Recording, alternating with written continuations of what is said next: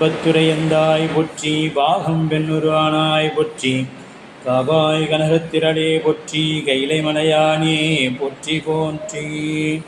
அருள் தரும் தேவகிரி அம்மை உடனவன் அன்பு நஞ்சுண்டேஸ்வரப் பெருமான் மலரடிகள் போற்றி போற்றி. நால்வர் உற்றாளி முயற் துணையே. அடுத்து திருவருளும் நிலமும்.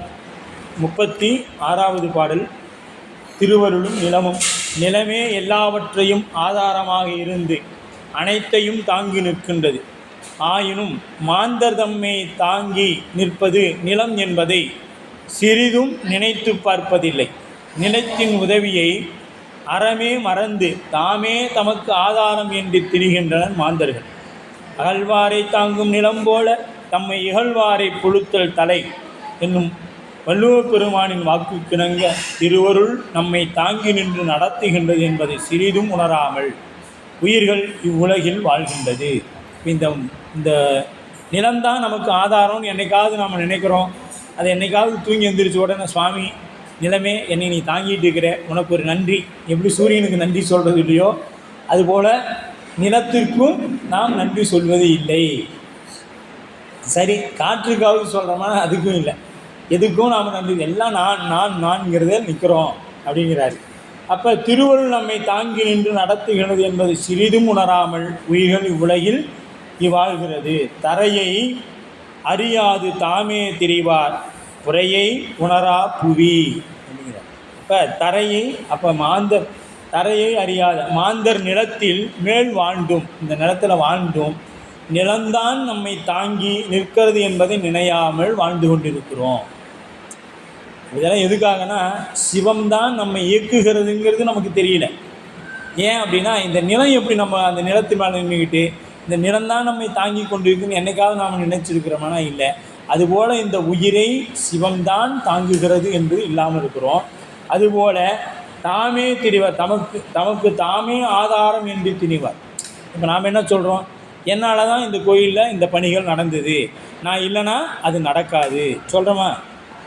அது நாம் செய்தோமானா இல்லை. இந்த நிலம் செய்தது, அதை நாம் செய்ததாக இருக்கிறோம் பார்த்தீங்களா? அதனால தான் சொல்கிறாரு தாமே திரிவர் புறையை உணரா புவி. இப்போ புவினா உயிர், பூமினா இப்போ இந்த பூமி நல்லா இருக்கணும்னு வேண்டிக்கிறேன் அப்படின்னா பூமி நல்லா இருந்தால் என்ன நல்லா இல்லைன்னா பூமி ஒரு சடப்பொருள், அது நல்லா இருக்கணும்னு அவசியம் இல்லை. இருந்தாலும் பூமி நல்லா இருக்கணும், இந்த பூமி நலன் பொருட்டு வேள்வி வழிபாடு செய்கின்றோம் அப்படின்னா பூமிக்காக இல்லை, பூமியில் வாழக்கூடிய உயிரினங்களுக்காக நாம் செய்கிறோம். அதுபோல் இங்கே புவி என்பது உயிரினங்களை குறிக்கக்கூடிய சொல்லாக இருக்குது. புரை உணரா அப்படின்னா அந்த உயிர் என்னது? திருவருளால் எல்லாவற்றையும் பெற்று நின்று அவற்றை தந்து தம்மை வழிநடாத்துகின்றது திருவருள் என்பதை சிறிதும் உணர்வது இல்லை. இது என்ன பண்ணுது? கொஞ்சம் கூட உணராமல் நிற்குது. எது? திருவருளோட உயிர். அப்போ திருவருள் தான் எல்லாத்துக்கும் ஆதாரம். இறைவனது திருவருள் என்பது திருவடியை சென்று பெரும் அளவிற்கரிய இறைவனது பெருமையை கூற வந்த மாணிக்க வாசகர் தனது திருவடி கீழுலகம் ஏழினுக்கும் கீழாக உள்ளது என்று கூறுவார். பாதாளம் ஏழினும் கீழ் சொற்கழிவு பாதமலர் போதார் துணை முடியும் பொருள்முடிவே அப்படின்பார். அப்போ அந்த நிலத்தை போல இருப்பது திருவருள். பாதாளம் ஏழினும் கீழ் சொற்கழிவு பாதமலர். சுவாமி அந்த ஏழு அண்டத்துக்கு அப்பாலாக இருக்கக்கூடியவர், 7 பாதாளங்களையும் கடந்து கீழே இருக்கக்கூடிய பெருமா என்ன பண்ணுறாரு? நம் இல்லங்கள் தோறும் எழுந்தருடைய என்ன கேட்குறாரு? அந்த ஆணவம் ஒன்று இருக்குது, அதை என்கிட்ட போட்டு தேவையில்லாத இப்போ நம்ம தேவையில்லாத பொருளை என்ன பண்ணுவோம்? தூக்கி குப்பையில் போடணும். நாம் தேவையில்லாத பொருளை எங்கே போட்டு வச்சுக்கிறோம்? உள்ளே போட்டு வச்சுருக்கிறோம். தேவையான பொருளை வெளியில் போட்டு தேடிட்டு இருக்கிறோம். அப்படி தான் நம்மளோட நிலை இருக்குது. அப்போ அன்றாட வாழ்க்கையில் இதை நாம் உணரலாம். திருவருளால் எல்லாம் அவரவருடைய வாழ்க்கையில் நன்றாக உணரலாம். வாழ்க்கையில் ஒவ்வொரு கணத்திலும் உணரலாம். அதற்கு மனம்தான் வேண்டும்.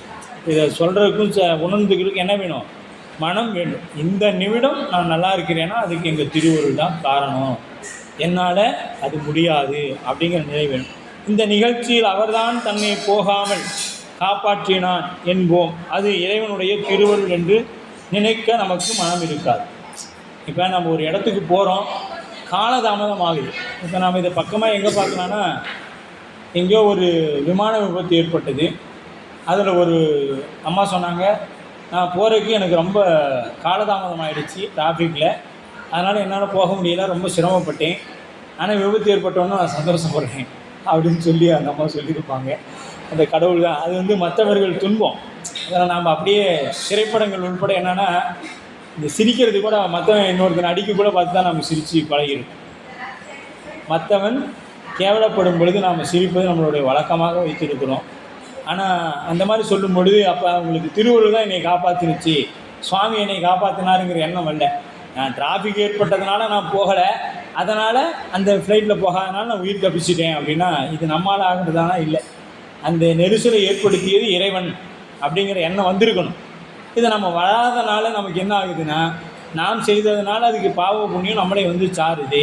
நாம் இதை செய்யலை, திருவருள் செய்யுதுங்கிற நிலை வந்ததுன்னா அது என்ன ஆகுனா, அது அந்த பாவ புண்ணியம் உயிரை சாராது. அப்போ நம்மை வரும் ஒரு நன்மை வந்தாலும் அது திருவருள்னு நினைக்கணும். நமக்கு தீமை செய்துட்டோன்னே திருவருள்னு நினைக்கக்கூடாது. நன்மை வந்தாலும் திருவருள் தான். நமக்கு தீமையாக தெரியக்கூடிய செயல் நல்லா கவனிக்கணும். நமக்கு தீமையாக தெரியக்கூடியது நமக்கு நடந்தாலும் நமக்கு தெரியும், ஆனால் அது நன்மை பொருட்டு தான் இறைவன் நமக்கு ஊட்டுவான்.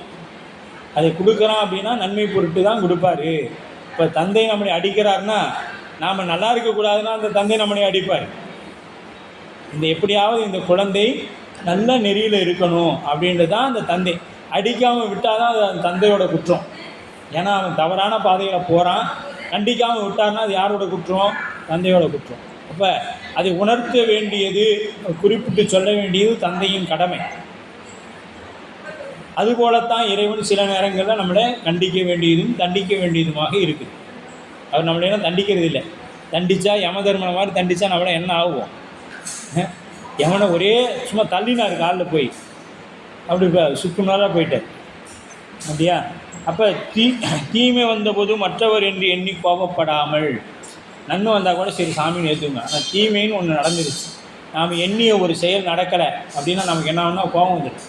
இவனால் தான் இத்தனையும் கெட்டு குடிச்சு விடானுச்சு சொன்னோமா இல்லையா? இவனால் தான் இத்தனையும் கெட்டு போச்சு. அப்போ அந்த மாதிரியெல்லாம் இருக்கக்கூடாது. கோபுரத்துக்கு பொம்மை போல நாம், இந்த கோபுரம் தாங்கின்னு ஒரு பொம்மை வச்சுருப்பாங்க கோபுரத்தில். அந்த பொம்மை நினச்சிக்குதான் என்னால் தான் இந்த கோபுரம் நிற்கிது அப்படின்னு. அப்படித்தான் நாம் இந்த கோபுரம் தாங்கி பொம்மை நினைக்குதான் என்னால் தான் இந்த கோபுரம் நிற்குதுன்னு நினச்சிக்குதான்.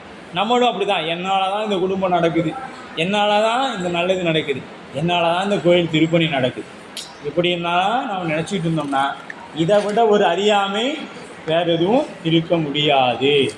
அது அறியாமை. அப்போ அந்த மாதிரி எப்படி இதுனா, இந்த நிலத்தில் நாம் வாழ்ந்துக்கிட்டே நிலத்தில் இல்லாமல் நாமளே ஆதாரமாக இருக்கிறோம் அப்படின்னு நம்ம நினச்சிக்கிறது எல்லாம் தான் இதற்கான. மழை கெடுத்தோர், மண் கெடுத்தோர், வான் கெடுத்தோர், ஞானம் தடை கெடுத்தோர் தற்கேடர்தாம். இந்த திருவருளால் உணர்வை இழந்தவர்கள், இந்த உணர்வை இழந்தவர்கள் மழையை இழந்தவரோடு ஒப்பிடுறார். உணர்வை இழந்தவங்கள மழையை இழந்தவர்கள், நிலத்தை இழந்தவர்களோடும் வானை இழந்தவர்களோடும் ஒப்பிடுறார். அவர்கள் தமக்கு தாமே கேடு செய்து கொள்வார்கள். இதெல்லாம் நடக்குதா? மண் கெடுத்து மழை கெடுத்து இதெல்லாம் யாரால் வராமல் போகுது? உரிய நேரத்தில் பருவமழை வரல. இதற்கு காரணம்னா யார்? நம்மளே தான். ஏன் அப்படின்னா, சுற்றுச்சூழல் பாதுகாப்புனா இந்த இடத்துல சொல்லுவோம், என்னை திருவருள் தாங்க போச்சு. நம்மளால் எதை நம்ம செய்யக்கூடாதுன்னு நினைக்கிறோமோ அதுக்கு சொல்கிறது தான் திருவருள். இப்போ பரவாயில்ல, சிறப்பாக இது பண்ணிட்டப்பா அப்படின்னா, நான் இவ்வளோ சிறப்பாக பண்ணேனே, ஒரு பாராட்டு பண்ணிய நீ அப்படின்னு. அப்போ அந்த இடத்துல என்ன ஆகிடுது? நீ செய்தேன்னு நினச்சிட்ட, உனக்கு ஒரு தீமை செய்த போது அது என்ன சொல்லிட்ட? திருவருள்னு சொல்லிட்டேன். ரெண்டையுமே திருவருளாக பார்க்கணும். நம்ம மாலை போட்டோடனையும் அது திருவருள்னு நினைக்கணும். இன்னொன்று அடித்தாலும் என்ன நினைக்கணும்? அதுவும் திருவருள்னு நினைக்கணும். அடிக்கக்குள்ள மட்டும் நீயே, பாராட்டக்குள்ள நானுன்னா அது எப்படின்னு தெரியல. அவர் தமக்கு தாமே கேடு செய்து கொள்வார்கள் ஆவார்கள். ஞானம் தலை கெடுத்தோர். அப்போ சிவஞானமாகிய திருவருளை உணராது வாழ்பவர் மலை கெடுத்தோர், மலை மேல் பலகாலம் குடியிருந்தும் அந்த மலையின் தன்மையை தாங்கி நிற்கின்றது, தன்னை தாங்கி நிற்கின்றது என்று எண்ணாது வாழ்ந்தவருக்கு ஒப்பாகும். அதுதான் மலை கெடுத்தோர். மலையில் தான் ரொம்ப நாள் குடியிருந்தாங்க. ஒரு காலத்தில் அந்த மலையை விட்டு இறங்கிட்டாங்க. இறங்கின பின்னாடி அவர் பார்க்க இந்த மலை தான் என்னை வாழ வச்சுச்சின்னு என்னைக்காவது சொல்கிறாங்களா? அப்போ அதை தற்கேடு தனமுக்கு தாமே கேடு செய்தவர்கள் ஆவார்கள். இவங்க எப்படின்னா தமக்கு தாமே கேடு செய்வர்களாக இருப்பார்கள். அதுபோல தான் இப்போ நாமளும் இருக்கிறோம். இறைவன் தான் நமக்குன்னு தெரியாமல் நாமேன்னு சொல்லி நமக்கு நாமே கேடு செய்து கொண்டு இருக்கிறோம். 3 உவமைகள். இப்போ ஊட்டி கொடைக்கானல் இருக்கிறாங்க, அவங்களாம் என்ன நினைக்கணும்? இந்த மழையினால தான் சுற்றுலா பயணிகள் வரலனா எங்களுக்கு எதுவுமே கிடையாது, வாழ்க்காதாரமே இல்லை அப்படின்னு அவங்க நினைக்கணும். உணவு போன்ற நுகர்ச்சியான எடுக்கக்கூடிய அந்த உணவு அதை எடுக்கிறோன்னா அதுக்கு யார் நமக்கு வேணும்? நிலம் வேணும். அந்த நிலம் அங்கே இருக்குதானா? இல்லை. அங்கே கிடைக்கக்கூடிய தானியங்கள், அங்கே இருக்கக்கூடிய உணவு சிறப்பானது, அதை நினைக்கணும். அடுத்தது வானை பற்றி. அப்போ அங்கே சரியான நேரத்தில் நமக்கு கீழே இருக்கிறவங்களுக்கே தண்ணி சரியாக கிடைக்க மாட்டேங்குது. அங்கே சரியான மழை இல்லைன்னா என்ன ஆகுங்க? போயிட்டு அது அப்படி தமக்கு தாமே இவை தீமிகள். அதெல்லாம் நினைக்காதவன் எப்படின்னா தனக்குத்தானே தீங்கு செய்து கொண்டவன் போல அப்படிங்கிறார். மலை கெடுத்தோர் மண் கெடுத்தோர் வான் கெடுத்தோர் ஞானம் தலை கெடுத்தோர் தற்கேடர் போல. இந்த மண்ணை கெடுத்துட்டு அவன் என்ன சொல்கிறான்? இந்த மண் சரியில்லைன்னு சொல்கிற மாதிரி இவன் தன்னை கெடுத்து கொண்டு இறைவன் எனக்கு எதுவும் செய்யவில்லை என்று சொல்வது போல் ஆகிவிடணும். சரிங்களா? அப்படி வெள்ளத்துள் நாபற்றி எங்கும் விடிந்து இருளா கள்ளத்தலைவன் கடன் அப்படிங்கிற கள்ள தலைவன். இங்கே ஒரு பேர் கொடுக்குறாரு உயிருக்கு. உமாபதி சிவம் ஒரு பேர் கொடுக்குறாருங்க. திருவருளை உணராமல் தாமே முதல்வர் எனல். திருவருள் இல்லாமல் நானே முதல்வன். நம்ம சொல்கிறோம் இல்லையா, அகம் பிரம்மாஸ்மி, நானே கடவுள் அப்படின்னு சொல்கிறோம். அதை இந்த இடத்துல மாதிரி எங்கும் நிறைந்துள்ள திருவருள் இடத்தில்தான் எல்லா உயிர்களும் உள்ளது. ஆயினும் பொய் தலைமையாராகிய அந்த உயிர் திருவருளால் வரும் பேரின்பத்தை நுகராமல் துன்புறுகிறது. இந்த உயிர் இறைவனால் வரக்கூடிய அந்த இன்பத்தை நுகராமல் துன்புறுகிறது. உயிர்களின் இந்த நிலை நல்ல நீர்ப்பெருக்கிலே நின்று கொண்டு ஒருவன், நல்ல உப்பு தண்ணி கூட இல்லைங்க, நல்ல பியூர் வாட்டர், அதில் நின்றுட்டு நீர் வேட்கையால் நான் வறண்டு நிற்பதை போன்றது அப்படிங்கிறது.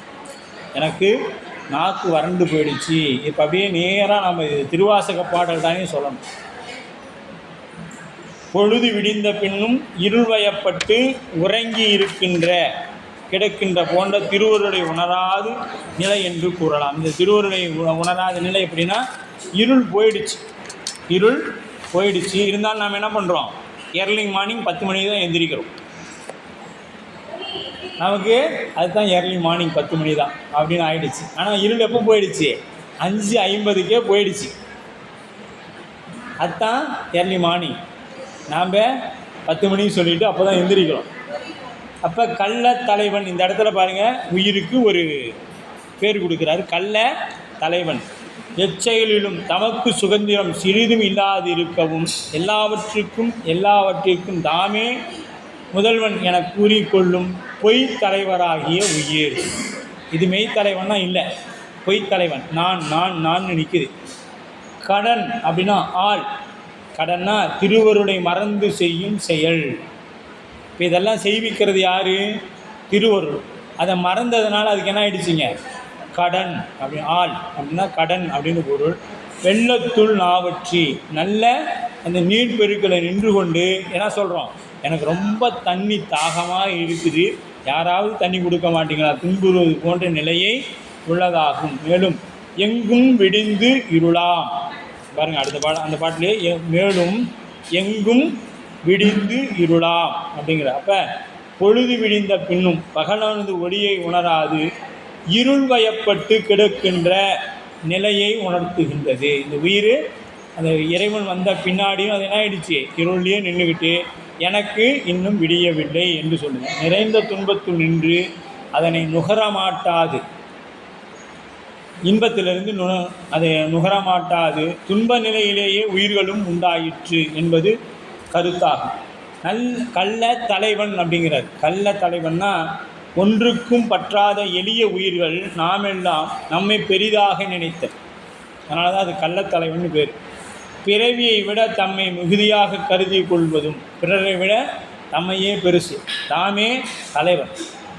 உனக்கு என்ன தெரியும் அதை பற்றி, நீ அதில் இருந்து பாரு, செஞ்சு பாரு அப்படின்னு சொல்லி நாமளே பேசக்கூடியது. இதுக்கு கள்ளத்தலைவன் பேர். ஏன்னா நான் தான் தலைவன் அப்படின்னு இருக்கிறது. அப்போ இருப்பவர்கள் அல்ல, அவர்களுக்கு ஆசிரியர் ஒரு பட்டம் வழங்குகின்றார். இவங்களுக்கு இந்த கள்ளத்தலைவருக்கு உமாபதி சிவம் ஒரு பட்டம் வழங்குறார். என்ன பட்டம்னு கேட்டிங்கன்னா, கள்ளத்தலைவர்கள் நீங்கள்லாம் கள்ளத்தலைவர் அப்படின்னு சொல்லி ஒரு பட்டம் வாங்குறார், கொடுக்குறார்.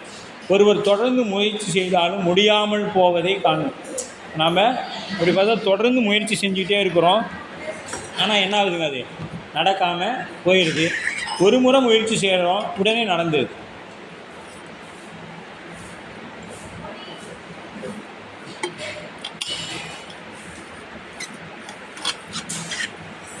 அப்போ இதெல்லாம் பார்த்தோம்னா உயிரின் கருத்துப்படி ஒன்றும் நடவாது என்றும் எல்லாம் சிவன் செயல் என்றும் பெரியோர் கூறுகின்றனர். நாம் இப்போ நம்ம பார்த்திங்கன்னா ஒரு விழா எடுத்தோம். இந்த விழாவில் நாம் நினச்சிக்கிறோம், என்னால் தான் இந்த காரியம் ஆயிடுச்சு, நான் இல்லைன்னா இந்த காரியம் நடக்காது, அப்போ நான் தான் இதை முன்னிருந்து செய்தேனே ஒழிய அவங்களாம் எதுவும் செய்யலை, இன்னார் இந்த வேலையை செய்யலை, அந்த வேலையும் நான் தான் செய்தேன். இது நமக்குள்ளே இருக்கக்கூடிய ஒரு அனுபவம். அப்படி செயலுக்கு தம்மையே தலைவராக, நான் இல்லைன்னா இதெல்லாம் நடந்திருக்காது இப்படின்னு நான் நினச்சிக்கிட்டேன்னா, இப்போ இதுக்கு பேர் தான் கள்ளத்தலைவன் ஒரு பட்டம் கொடுத்துட்டார். இந்த உனக்கு ஒரு பேர் வச்சுக்கோ அப்படின்னு சொல்லிட்டு கள்ளத்தலைவன். இப்போ என்ன, வெள்ளத்தில் அப்படியே நான் வற்றி நீச்சல் விண்ணப்பம் சொல்கிறேன், வெள்ளத்தில் நான் வற்றி அங்கே உன் கருணை கடலில் அப்படியே அவங்க போட்டு ரொம்பவும் மாணிக்கவாசகர் அது சொல்லுவார். அந்த எதனா நீச்சல் விண்ணப்பத்தில் 14வது பாடலில் சொல்லுவார். அது சுவாமி, நான் இந்த வெள்ளத்தில் நின்றுட்டே தண்ணி வேணும் தண்ணி வேணும்னு தொண்டை வறண்டு கத்திட்டு இருக்கிறேனே அப்படின்னு சொல்லிட்டு, வெள்ளத்துள் நாவற்றி ஆங்கோன் அருள் பெற்று துன்பத்து நின்றும் விளங்குகின்றேனை விடுதி கண்டார் விரும்படியார் உள்ளத்துள்ளாய் மண்ணும் உத்தரகோசம் அங்கைக்கு அரசே கள்ளத்துள்ளார்க்கு அருளாய் கழியாத களி எனக்கு. அங்கே சொல்கிறார் பார்த்தீங்களா, கள்ளத்துளர்க்கு, அதான் இங்கே சொல்கிறார் கள்ள தலைவன் அப்படின்னு. அந்த பாடல் அப்படியே எடுத்து நீங்கள் பொருத்திக்கலாம். இதை திருவாசகத்தில் நீத்தல் விண்ணப்பத்தில் 14வது பாடலை எடுத்து நீங்கள் என்ன பண்ணலாம், இந்த 38வது பாட்டோடு நீங்கள் பொருத்திக்கலாம். 38வது பாட்டோட நீங்கள் பொருத்தி பாடுங்க. அப்போ திருவெண்பாவையில் ஆதியும் அந்தமுமில்லா அருள் பெரும் சோதி ஆண்பாட கேட்டேயும் எங்கும் விடிந்து அதில் சொல்லுவாங்க பாருங்கள். அதில் எல்லாம் பாசம் பரஞ்சோதி கெண்பாய் ராப்பகன்னாம் எப்போதும் பேசும்போது இப்போதும் வன்செவியோ நின்செவிதான் அப்படிம்பாங்க. இந்த பாட்டு முழுக்க படிச்சிங்களா 20 பாடலும் திருவெண்பாவையில். அப்படியே அந்த ஆன்மா உறங்கி கொண்டு இருக்கக்கூடிய ஆன்மாவை தினமும் சொன்னீங்க, காலையில் எழுப்பு, நானும் வந்துடுறேன், எல்லோரும் போய் சாமியை பாடலான்னு சொன்னேன். இன்றைக்கி வன்செவியாகும் செவி, இவ்வளோ தூரம் நான் கூப்பிட்றோம், இவ்வளோ பேர் ஆர்ப்பாட்டம் பண்ணி பாடிக்கிட்டு இருக்கிறோம், நீ இன்னும் எந்திரிச்சு வண்டியே, வன்செவியோ நின்செவிதான் மாதேவன் வார்கடல்கள் வாழ்த்திய வாழ்த்தொழி போய் வீதிவாய் கட்டலுமே விம்மி விம்மி மெய்மறந்து போதார் அமளியினுமே நின்றும் புரண்டிங்கன் ஏதேனுமாக கிடந்தால் என்னே என்னே ஏதோ என் தோடி அப்படின்னா. அப்போ அந்த மாதிரி கேட்கும் பொழுது தான் என்ன ஆச்சுன்னா இன்னும் கொஞ்சம் தூக்கம் நல்லா வருது. நம்ம மார்கழி மாதத்தில் அப்படி தான் ஆகும். எப்போ ஒரு 4 நாளைக்கு சாயங்காலம் ஒரு மாலை இரவு போகிறோம், 8 மணிக்கு அரசு சாமம் பார்த்துறோம். பார்க்கும்பொழுது காலைல ஒரு நேரமாக ஒரு எந்திரிச்சோன்னு 4 மணிக்கு என்னை எழுப்பி விட்ரு, 2 பேரும் சேர்ந்து காலைல திருப்பள்ளி வச்சுக்கு போயிடலாம், நான் மார்கழி மாதத்தில் போனால் ரொம்ப புண்ணியம் அப்படின்னு சொல்லுவோம். காலையில் அந்த மாதிரி ஃபோன் பண்ணுவாங்க, சொல்லுமா அப்படின்னு. நான் இன்னொரு 10 நிமிஷம் கழித்து கூப்பிடேன், எந்திரிச்சிட்றேன், கொஞ்சம் டயர்டாக இருக்குது அப்படின்னு. ஆனால் நான் அதுக்கு முன்னாடி இங்கே ஒரு 4 தாட்டி அலாரம் அடிச்சிருக்கோம், அதையும் அடிச்சிருப்போம், அதையும் ஆஃப் பண்ணியிருப்போம். அப்புறம் மறுபடியும் ஒரு 4:30க்கு ஃபோன் பண்ணால் இன்னும் ஒரு 10 நிமிஷம் எந்திரிச்சிட்றேன் அப்படிம்பாங்க. அப்படியே போயிட்டு என்ன ஆகிடும், சூரியனும் வந்துடுவான், அவங்க எந்திரிச்ச பாடு இருக்காது, நம்மளும் போன பாடு இருக்காது. சரிங்களா? அதனால தான் அந்த திருவெண்பாவை படித்தவங்கன்னா சொல்லும். அதெல்லாம் நான் எல்லாம் அந்த செவி என்ன இரும்புலையாக செஞ்சுக்கிறாங்க, வன் செவியோ சார் எல்லாரும் பாடுறாங்களே, இதெல்லாம் உங்கள் காதில் கேட்கலையா அப்படின்னு சொல்லி கேட்பாங்க. அதெல்லாம் என்னத்தை இறைவன் நமக்காக சொன்னது. ஆன்மாக்கள் எல்லாம் உறங்கி கொண்டு இருக்குது, அதை எப்படியாவது தட்டி எழுப்பணும் அப்படிங்கிறது தான் அந்த பாடலோட தத்துவமாக இருக்கும். அது ஏன் மாணிக்க வாசகர் நிறைய பாடல்கள் பெண்களை வைத்தே சொல்லியிருப்பார். உந்திபற, திரு அம்மானை, பொச்சுன்னம், இதெல்லாம் திருப்பொச்சுன்னம், இதெல்லாம் பார்த்திங்கன்னா அந்த பெண்கள் விளையாட்டாகவும் அவங்க பூவை எடுத்துகிட்டு விளையாடுறது, குத்துறது, நெல் குத்துற மாதிரி. ஏன்னா ஆன்மாக்கள் எல்லாமே என்னங்க, உயிர் எல்லாமே பெண், இறைவன் மட்டும்தான் ஆண். அதனால தான் அந்த பாடல் அன்னவரே எம் கணவராவார் அவர் உகந்து சொன்ன பரிசே தொழும்பாய் பணி செய்வோம் அப்படிம்பார் அந்த இடத்துல. அப்போ இந்த எல்லாமே பெண் தான். இங்கே உடம்பால் இங்கே இந்த உயிர்களுக்கு பேதம் இருக்க ஒழிய உயிர்கள் அனைத்தும் பெண் தான் அப்படிங்கிறது மாணிக்கவாசகருடைய கூற்றாக அங்கே மாணிக்கவாசகர். அப்போ 39வது பாடல் உலகத்தை விட்டு இழிந்ததை நாடுதல். இப்போ நாம் எப்படிப்பட்டதுன்னா இந்த உயர்ந்ததை விட்டு இழிந்ததை நாடுதல். உலகத்தில் எது இழிந்ததோ அதை மட்டும்தான் நாம் கெட்டியாக பிடித்து கொண்டு இருக்கிறோம். உலக பொருள்கள் மேல் பறந்து ஓடுகின்ற மனதை ஒரு நெறிப்படுத்தி கூறுவதை கேட்கலாம். அப்போ திருவள்ளுவை மறந்து உலகப் பொருள்கள் கிடைக்கும் அற்ப சுகத்தை பெறுவதற்கு நாம் விரைகின்றோம். இந்த உலகப் பொருளால் கிடைக்கக்கூடிய இந்த சுகம் எவ்வளோ நேரம் நிற்கும் அப்படின்னா, இப்போ நமக்கு ஒரு தொலைக்காட்சி பெட்டி வாங்கணும், அதில் பக்கத்து வீட்டில் பார்த்துட்டு வந்தாலும் முடிவு பண்ணுறோம். அதே கம்பெனி அந்த சைஸை விட 1 இன்ச்சாச்சும் அதிகமாக வேணும். அதே சைஸ்லாம் இருந்துடக்கூடாது, அதை விட 1 இன்ச்சு அதிகமாக இருக்கணும். முடிஞ்சால் இப்போ தீபாவளி ஆஃபரில் ஹோம் தியேட்டர் போட்டால் அதிகம் வாங்கிடணும் கூட. அப்படியாப்பட்ட டிவி தான் வேணும் அப்படின்னு சொல்லி நிற்போம். வாங்கினது வச்சு அதை எத்தனை நாள் பார்ப்போம்னு நினைக்கிறீங்க? அதிகபட்சம் ஒரு 10 நாள் இருக்கிற அதில் என்னென்ன ஆப்ஷன் இருக்குதோ அத்தனையும் போய் பார்த்து கேட்டு முடிச்சிட்டோம்னா அவ்வளோதான், ஆசை தீர்ந்து போயிடுச்சு. அதுக்கு முன்னாடி என்ன ஆகும்? அது ஒரு துன்பமாக நமக்கு வந்துடும். சரிங்களா? துன்பமாக வந்துடும். அதுபோலத்தான் இந்த உலகத்தில் இருக்கிற அத்தனை இன்பமாக நினைக்கக்கூடிய அத்தனை செயலுமே நாம் எதெல்லாம் இன்பம்னு நினைக்கிறோமோ அது பூரா நமக்கு துன்பமாகவே தான் வந்து நிற்கும். அப்போ திருவருளை மறந்து உலகப் பொருள்கள் இருக்கிறீங்க. அப்போ நமக்கு எல்லாமே திருவருளால் நினச்சிக்கிட்டோம்னா அது என்ன நடக்கும்னு நினைக்கிறீங்க? எது வந்தாலும் நமக்கு இன்பமாக தான் தெரியும். எது வந்தாலும் நமக்கு இன்பமாக தெரியும். அப்போ இது எது போன்றது எனில், பால் நிறைந்த களத்தின் மேல் ஏறி சுமந்த பூனை போல. நம்மளுடைய இந்த வாழ்க்கை எப்படின்னு பார்த்தீங்கன்னா, அந்த பால் காலத்து மேலே சொன்னோம் இல்லையா, பால் பானை மேலே நின்றுட்டுக்கிற பூனை அது எங்கே பார்த்துட்டு இருக்குதுன்னா கரப்பாம்பூச்சி. நாம் அந்த இப்போதைக்கு அந்த உணவை கம்மி உணவுக்கு ஆசைப்படுறோம். ஆனால் இங்கே குடம் நிறைய பால் இருக்குது, குடித்தோம்னா வயிறு ரொம்ப குடிக்கலாம். ஆனால் நாம் இதை விட்டுட்டு கரப்பாம்பூச்சி பார்த்துட்டு இருக்கோம் அந்த பூனை போல். அது போல் அப்படின்ட்டு சற்று தொலைவில் காணப்படும் கரப்பான் பூச்சியை எண்ணிக்கொண்டு இருக்கிறோம். நாம் பக்கத்தாலேயே இருக்கிற பாலை விட்டுட்டு சிவம் நமக்குள்ளேயே இருக்குது. இதை உணர மாட்டேன், ஒத்துழைக்க மாட்டேங்கிறோம். ஆனால் நாம் என்ன செய்கிறோம்? அதை பிடிக்க பார்க்குறோம். அப்போ அதுபோல் பரப்பு அமைத்து கேள்மீன் இது பால்களமேல் பூயை கறந்து அருந்த நாடும் கடன் அப்படிங்கிறது. பரப்பு அப்படின்னா திருவருளை மறந்து உலக நுகர்ச்சியில் நீங்கள் காட்டுகின்ற மனவேகம், அதுக்கு பரப்புன்னு பேர். பரப்புனா விரிந்து பார்த்து இந்த உலகத்தை அப்படியே விரிஞ்சு பார்க்கறது பரப்பு.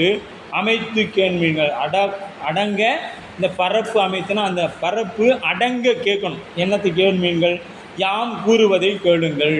இந்த இடத்துல ஆசிரியர் நான் சொல்கிறேன், அதை பற்றி கொஞ்சம் கேளு அப்படின்னு நமக்கு ஒரு வினா சொல்கிறாங்க. இது உலக நுகர்ச்சியில் நீங்கள் கொள்கின்ற இந்த விளைவு எது போன்றது எனில், இது அப்படிங்கிறது இது பால்கலன் மேல் பூனை கறந்து. நான் இது சொல்கிறதை இது எப்படின்னு பார்த்தா, நீங்கள் கேட்காமல் இருக்கிறது, பால்கலன் மேல் பூனை போல. பால்கலன்னா பாலை வைத்திருக்கக்கூடிய கலன் மேல் பூனை ஏறி அமர்ந்த பூனை அந்த பாலை பருக நினையாமல் இருப்பது. கரப்பான் பூச்சி, சற்று தொலைவில் காணப்படும் கரப்பான் பூச்சி பாருங்கள், பூனை கரப்பு அறுத்த நாடும் கடன். அப்போ அந்த கரப்புங்கிறது தொலைவில் இருக்கிற கரப்பாம்பூச்சி அறுத்த பிடித்த உண்ண, அதை பிடித்து உண்ண நாடும் கருதும் முறையை போன்றது ஆம் அப்படிங்கிறது. அது மாதிரி தான் இப்போ நம்மளோட நிலை இருக்குது. இருக்கிறத விட்டுட்டு பறக்கிறதுக்கு ஆசைப்படுறதுன்னா இது தான். இருக்கிறது பாடு, இதை விட்டுட்டு பறக்கிறது இது கரப்பான். அது நம்ம போகிறப்ப போயிடுச்சுன்னா என்ன ஆகிடும்? அந்த பூனைக்கு உணவு இல்லை, குடித்தாலும் கொஞ்சம் தான் உணவு. ஆனால் இங்கே குடித்தா நிறையா இருக்குது. இதுதான் இருக்கிறத விட்டுட்டு பறக்கிறதுக்கு ஆசைப்படுறது. அந்த நிலை தான் நம்மளோட நிலை. இற்றை வரை இயந்து ஏதும் பழக்கமில்லா வெற்று உயிர்க்கு வீடு மிகை அப்படின்றார். இற்றை வரை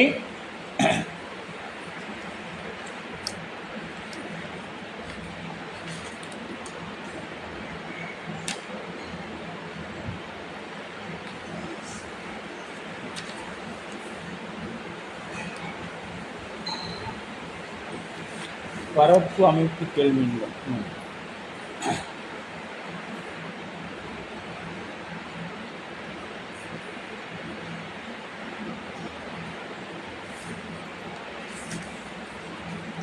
நாற்பதாவது பாடலுமா, திருவருளோடு பழகாத உயிர் அப்படிங்கிறார். இற்றை வரை இயைந்து ஏது பழக்கமில்லா வெற்றுயிர்க்கு வீடு மிகைந்தார். உயிர் அன்று தொட்டு இன்று வரைக்கும் திருவருளோடு தான் கூடியிருக்கிறது. ஆயினும் அத்திருவருளை தெரிந்து கொள்ளாமல் அதனோடு சிறிதேனும் பழகுதல் இல்லாமல் இருக்கிறது. இது சேர்க்க சரியில்லை. முதல்ல இருந்து இது எதோடு சேர்ந்துட்டு இருக்குதுன்னா ஆணவத்தோடையே சேர்ந்துக்கிட்டு இருக்குது. திருவருள் பக்கமே வர்றதில்லை.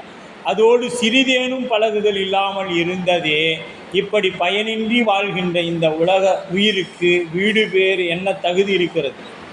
இது வரைக்கும் நம்மளுக்கு சொல்லிட்டு வந்த ஆசிரியர் இப்போ கேட்குறாரு, இவ்வளோ காலம் உனக்கு சொல்லியாச்சு, ஆணவம்னா என்ன, கண்மம்னா என்ன, வினைனா எல்லாம் சொல்லியாச்சு. இதை சொல்லியும் கேட்காத உனக்கு வீடு பேரை பற்றி என்ன கேட்குறதுக்கு என்ன தகுதி இருக்குதுன்ட்டு நம்மளே ஆசிரியர் பாருங்க இந்த இடத்துல ஒரு கண்டிப்பாக போடுறார். இவ்வளோ சொல்லிட்டேன் நான், இது கேட்க மாட்டேங்கிறேன், இனிமேல் வீடு வேற்றை பற்றி நீ கேட்குறதுக்கு உனக்கு என்ன தகுதி, இந்த உயிருக்கு வீடு வேறு என்ன தகுதி இருக்கிறது அப்படின்ட்டார். இற்றை வரை, இன்றைக்கி இல்லைங்க, அனாதி என்று தொட்டு இன்று வரைக்கும் ஒன்றை நான் சொல்லிட்டேன். இசைந்து திருவருளோடு கூடியிருந்து அதனை தெரிந்து கொள்ளாமல், பெருமானுடைய இருந்தோம், அந்த முதலாளியை பற்றி நாம் என்ன தெரிஞ்சுக்கல, அவரை பற்றி எதுவும் தெரிந்து கொள்ளலை. ஏதும் பழக்கமில்லா அத்திருவருளோடு சிறிதும் பழகுதல் இல்லாது. நம்ம ஒரு பெரிய கலெக்டர் ஆஃபீஸில் வேலைக்கு இருக்கிறோம், அந்த கலெக்டரே தான் தொடர்ந்து 50 வருஷமாக இருக்கிறாங்க. ஆனால் அந்த கலெக்டர்கிட்ட நமக்கு பழக்கம் இல்லை. ஏன்னா 50 வருஷமாக வேலை செஞ்சு பழகவே இல்லையானா அவரால் எனக்கு ஆகிறது ஒன்றும் இல்லைப்பா, நான் வேலைக்கு வந்தால் சம்பளம் தர போகிறாங்க, இல்லைனா இது மாதிரி இன்றைக்கி நிறைய ஊழியர்கள் இருக்கிறோம். நான் வேலைக்கு போனால் சம்பளம், அவங்க எந்த அதிகாரி இடத்துலையும் பேச மாட்டாங்க, பக்கத்தில் இருக்கிறவங்ககிட்டையும் பேச மாட்டாங்க, அவங்க உண்டு, அவங்க வேலை உண்டு, போயிட்டே இருப்பாங்க. அப்படி இருக்கிறவங்களால ஏதாவது பயனா அப்படின்னா இல்லை. ஏன்னா நாம் ஒரு இடத்துல இருக்கிறோன்னா அதனால் யாருக்காவது ஒரு உதவி தவறு பண்ணாமல் நல்லது வகையில் ஏதாவது உதவியாக இருக்கணும். அப்படி இந்திரியங்களோடு உலகப் பொருள்களோடும் நமக்கு நம்ம இந்த பழக்கம், இப்போ நாம் எப்படின்னா இன்றைய வரைக்கும் அனாதிலேருந்து இன்றைக்கு வரைக்கும் வேறு எதையும் பிடிக்கல, அதை பிடிச்சிக்கலாம். ஏதும் பழக்கம் இல்லாத திருவருளோடு சிறிதும் பழகாது வெற்றுயிருக்கு வீணாக வாழ்க்கையை கழிந்த உயிருக்கு வீடு துன்பத்திலிருந்து நீக்குதலாகிய வீடு மிகை வேண்டாததே ஆகும். மிகைண்டார். உனக்கு வீடு பேறு என்பது மிகை. பரவாயில்ல, நீ காலையிலேருந்து வகுப்பு வந்து இருட்டு நம்ம திட்டு வாங்கினது தான் பெருசு. ஆனவன் நம்ம இப்போ செய்கிறத பூரா சொல்லிவிட்டாரு, அதுக்கு அடுத்து நீ பண்ணுற இதுக்கு உனக்கு வீடு வேறு வேணுமா அப்படின்னு ஒரு கேள்வி வேறு கேட்டுவிட்டார். உனக்கு வீடெல்லாம் ரொம்ப அதிகம், அதனால் இப்போதைக்கு வேண்டாம் அப்படின்னு வேறு சொல்லிட்டார். நாம் பொழப்பு எடுத்து வந்து வகுப்பு கேட்டால் இப்படி தான் இருக்குது நம்ம நிலைமை அப்படின்ட்டு. இடையில் ஏற்பட்ட பழக்கம். அப்போ இடையில் ஏற்பட்ட பழக்கம்னா இந்திரியங்களோடு உலகப் பொருள்களோடும் நமக்கு உள்ள இந்த பழக்கம் பிறவி வந்த பிற்பாடு தான் இவற்றின் தொடர்பு நமக்கு என்று உள்ள தொடர்பு அன்று. இடையில் ஏற்பட்ட பழக்கம் இது என்று புலம்பலாம். இப்போ நாம் என்ன பண்ணுறது, இடையில வந்துருச்சு அப்படின்னு நாம் புலம்பி கொண்டிருக்கலாம். இது ஒரு மாணவனுக்கு என்ன சொல்லியும் முன்னேற்றம் என்பது இல்லை. எப்போ ஒரு ஆசிரியர் சொல்லுவார்னா அவனுக்கு எல்லா வகையிலும் முயற்சி பண்ணுறாங்க, அந்த மாணவனை எப்படியாவது கடை தேற்றணும், எப்படியாவது இவனை தேர்ச்சி பெற வைக்கணும்னு முடிவு பண்ணுறாரு. அந்த மாணவன் அதற்கு ஒத்துழைப்பே தரல. பா, உனக்கு எத்தனை மணி வேணாலும் எனக்கு ஃபோன் பண்ணு, உனக்கு என்ன டவுட்னாலும் நான் சொல்லித்தரேன் ஒரு ஆசிரியர் சொல்கிறார். என்றைக்காவது இப்படி சொல்கிற ஆசிரியர் எந்த மாணவனாவது கூப்பிட்டு கேட்குறமானா இல்லை. ஏன்னா கேட்டால் ஆசிரியர் மகிழ்ச்சி அடைஞ்சிடுவார். அதனால் ஆசிரியருக்கு ஒரு மகிழ்ச்சி நாம் தரவே கூடாது. அதனால் நாம் கேட்கவே கூடாது. கேட்டால் ஐயா உங்களை தொந்தரவு பண்ணக்கூடாதுன்னு விட்டுட்டீங்கயா. மாணவன், ஆமாம் நீங்கள் இங்கேயும் நிறைய சொல்லிக் கொடுக்குறீங்க, இங்கேயும் சொல்லிக் கொடுத்து வீட்டிலையும் வேலை செஞ்சுட்டு நான் கேள்வி கேட்டு உங்களை தொந்தரவு பண்ணக்கூடாதுன்னு விட்டுட்டேங்கம்மா. அவன் படிக்காததுக்கு நம்மளே காரணம் சொல்லுவான். அதுபோல் நாமும் இறைவனை சிந்திக்காததுக்கு என்ன சொல்லுவோன்னா, பெருமானே என்னால் உங்களுக்கு சிரமம் வேண்டான்னு தான் நான் உங்களை விட்டுட்டேன் அப்படின்னு சொல்லிடுவோமா. இப்படி இந்த இந்திரியங்கள் நமக்கு வேறானவை என்று எண்ணாதே. நமக்கு இருப்பதில்லை, எனக்கு பிடித்திருக்கிறது. நாம் இது வேறுன்னா நினைக்கல, எனக்கு இது பிடிச்சிருக்குது, நான் இதை செய்கிறேன் அப்படின்னு என்றும் சொல்வதில்லை. எனக்கு பிடித்திருக்கிறது என்று சொல்லி மகிழ்கின்றோம். எனக்கு பிடிச்சதுன்னு நாம் சொல்லிகிட்டு இருக்கோம். ஆனால் நாம் என்று இருப்பதையே இது நாடுவது, நாம் இது காட்டுவது. இப்போ இது என்னதுன்னா எல்லாமே நம்ம தான் அப்படின்னு காட்டுது. இப்படி ஒவ்வொரு இந்திரியங்களோடும் அது நான் என்று ஒவ்வொன்றும் பட்டு வாழ்கிறோம். இப்போ நாம் இந்த வேலைக்கு போனால் அங்கே நான் தான், என்னால் தான் நடக்குது. வீட்டில் இருந்தால் குடும்பம் என்னால் தான் நடக்குது. கோயிலுக்கு போனால் என்னால் தான். இப்படி எங்கே போனாலும் நான் இருக்குது. இது இருக்கிற வரைக்கும் என்ன ஆகும்? இறைவன் திருவடி மிகைன்னு சொல்லிட்டார். இன்னும் இனத்தோடு சேர வேண்டும். இனத்தோடு தான் சேரும். இவ்வளோ காலமாக திருவருளோடு தான் இருந்துச்சு. என்னைக்காவது திருவருள் பக்கம் போயிருந்தால் இந்த நிலைமை வந்திருக்குமானா வந்திருக்காது. இதுகாலம் திருவருளையும் நினைக்கல. இப்போ முக்தி வேறு கேட்குது. அதனால தான் ஆசிரியர் கொஞ்சம் அப்படி கோவப்பட்டுட்டார். முக்தி உனக்கெல்லாம் தேவையா, ரொம்ப மிகை போ அப்படின்ட்டார். ஏன்னா இதுகாலம் திருவருளோடு தான் இருந்தேன், அதை பற்றி சிந்திச்சிருக்கணும், இல்லை அதை பற்றி கேட்கலை சிந்திக்கலை அப்படின்னு சொல்லிட்டு. அப்போ உயிர் சித்து, உலகப் பொருள் அசித்து, இவை உயிருக்கு வேறானவை என்பது விளங்கும். சித்தும் அசித்தும் வேறானது. சித்தாகிய உயிர் சித்தாகிய திருவருளோடு, இப்போ சித்தாகிய உயிர் சித்தாகிய திருவருளோடு பழகுதலே முறை. இப்போ இனத்தோடு தானே சேரணும். பசுமாடத்தோடு சேரணும். இன்னொரு இதோடு சேர்ந்தால் அதைத்தான் இதுவும் சாப்பிடும். இப்போ ஒரு சிங்கம் இருக்குது, அதை கொண்டு போய் நாம் ஒரு குரங்கு குட்டியோடு விட்டுட்டு அது என்ன பண்ணும்? அதே மாதிரி தான் இதுவும் பழகும். இருந்தால் சாப்பிடும், இல்லைன்னா கம்முன்னு இருந்துகிட்டு இருக்கும். அது சிங்கமாக வாழ்ந்துச்சு, சிங்கத்தோடைய வாழ்ந்துச்சுன்னா அதுக்கு என்ன குணமோ அது அப்படி. அப்போ ஆன்மாவின் தன்மை சார்தலின் வண்ணமாதல். இறைவனோடு இருந்தால் இறைத்தன்மை ஏற்படும். ஆணவத்தோடு இருந்தோம்னா ஆணவத்தின் குணம் தன்மை நமக்கு வந்துடும் அப்படிங்கிற. இப்போ திருவருளோடு பழகாமல், இப்போ திருவருளோட பழகி இருந்ததுன்னா இந்நேரம் பிறவியை எடுத்துட்டு போயிருக்கலாம், போகலை. தன்னினம் அல்லாது வேற்றினமாகிய அசத்து, இப்போ சித்து பொருளாகிய இறைவனோடு சேர்ந்துருக்கணும். இது அசத்து பொருளோடு போய் சேர்ந்துருச்சு. சித்து பொருள் என்ன பண்ணிடுச்சு? அசத்து பொருளோடு போய் சேர்ந்ததுனால இதுவும் என்ன ஆயிடுச்சு? அசத்து பொருளாகவே தன்னை மாற்றிக்கொண்டது. உயிர் எப்போதும் திருவருளே துணை. இப்போ இந்த உயிருக்கு எப்பொழுது என்ன துணை? திருவருளே துணையாக இருக்கும். அதனால் பெரியோர்கள் திருவருளை ஒன்றையே வேண்டி உருகி கண்ணீர் பெருகி நின்றனர். இப்போ அருளாளர்கள்லாம் என்ன பண்ணாங்கன்னா எல்லாமே திருவருள் அப்படின்னு. அதனால தான் துளும்பு கண்ணீருள் மூழ்கி மாணிக்கவாசகர் பெருந்தை அப்பர் சுவாமி அப்படியே கண்ணில் தண்ணி வந்துக்கிட்டே இருக்குங்க. அவர் உழவார பணியை செய்யும் பொழுதும் தேவாரம் பாடும் பொழுதும் அந்த கண்ணில் அப்படியே தண்ணி மாலையாக வந்து கொண்டே இருக்கும். இப்போ உனது திருவருள் என்று கிடைக்குமோ என்று இறை தேடும் கொக்கு போல. இந்த இறை தேடுற கொக்கு எப்படி இருக்குமா? அது வர வரைக்கும் நின்றுட்டே பார்த்துட்டே இருக்கும். இப்போ நம்ம நிலைமையும் அப்படி தான் ஆயிடுச்சு. இருக்கும் பொழுது விட்டுட்டோம், இல்லாத பொழுது அதை உணர்ந்ததுனால தான் 99 பேர் அந்த குண்டத்தில் இறங்கிட்டாங்க, குளத்தில் இறங்கி கைலாயம் போயிட்டாங்க. ஒருத்தரை மட்டும் நிறுத்திட்டாங்க. யாருங்க? மாணிக்கவாசகர். அதை உணர்ந்தார். வந்தது சிவம். ஏன் அவருக்கு நமக்கு ஏன் குருநாதர் நாமளும் தான் பார்க்குறோம், தீக்கையை வாங்கிட்டோம், குருநாதரையும் பார்த்துட்றோம். குருநாதரை பார்த்தாலும் கண்ணில் தண்ணி வரமாட்டேங்குது. நாமளும் வெங்காயத்தை எடுத்து போய் புழிஞ்சு விட்டாலும் தண்ணி வரமாட்டேங்குது. சினிமா நடிகர் போகிற கிளிசிலன் போட்டாலும் வரமாட்டேங்குது. இப்படி என்ன பண்ணினாலும் வராத அளவில் நம்ம கண் எப்படி இருக்குது? அப்படி ரொம்ப ரொம்ப கடினத்தன்மையாக இருக்குது கண், இல்லையா? கண்ணில் தண்ணியே வரமாட்டேங்குது. நம்மளும் குருநாதரை பார்த்தா அழுவணும்னு சொன்னாங்களே, திருவாசகமான அழுவணும்னு சொன்னாங்களே, வெங்காயத்தை எடுத்து போய் வச்சு அழித்து பார்க்குறோம், அப்பயும் வரல கண்ணில். அப்புறம் சொல்லிடுவோம் வெங்காயத்தில் காரமே இல்லைங்க, எல்லாம் ஹைப்ரேட் ஆகிடுச்சு, அதனால் அதுலேயும் காரம் இல்லைன்னு சொல்லிவிட்டோம். நம்ம கண்ணில் தண்ணியே வரல. ஆனால் அருளாளர்கள் அப்படியே இறைவனை நினச்சி ஒரு வரி பாடினாங்களா, நமச்சிவாய வாழ்கணுன்னு அப்படியே ஊற்று அருவி மாதிரி. அதுக்கு பின்னாடி பாடலை மெய்தான் அரும்பி விதித்து என் கைதான் தலை வைத்து கண்ணீர் ததும்பி வெதும்பி உள்ளம் பொய்தான் தவிர்த்து உன்னை போற்றி செய்ய போற்றி என் கைதான் நிகழவிடேன் உடையாய். இந்த இடத்துல பாருங்க, உடையாய் என்னை கண்டு கொண்டேன், என்னை கொஞ்சம் பாருப்பா அப்படின்னு. ஏன்னா அந்த துன்பத்தை எல்லாம், இந்த உலக துன்பத்தை எல்லாம் மாணிக்கவாசகர் அனுபவிச்சாருங்க. வந்தது சிவம், குருநாதனாக சிவம் தான் வந்துச்சுன்னு தெரிஞ்சிட்டாரு. அவர் சிவமாக நினைக்கல, தன்னை போல ஒரு மனிதன் நினச்சிருந்தார்னா அந்த பிரச்சனையே இல்லை. வந்தது சிவம்னு தெரிஞ்சிடுச்சு அந்த உயிருக்கு. சிவம் நம்மகிட்ட வந்துட்டு நம்மளை விட்டுட்டு போயிடுச்சே அப்படிங்கிற ஏக்கம் எப்படி இருந்ததுன்னா, தாயை பிரிந்த கன்று போல் அழுதார்.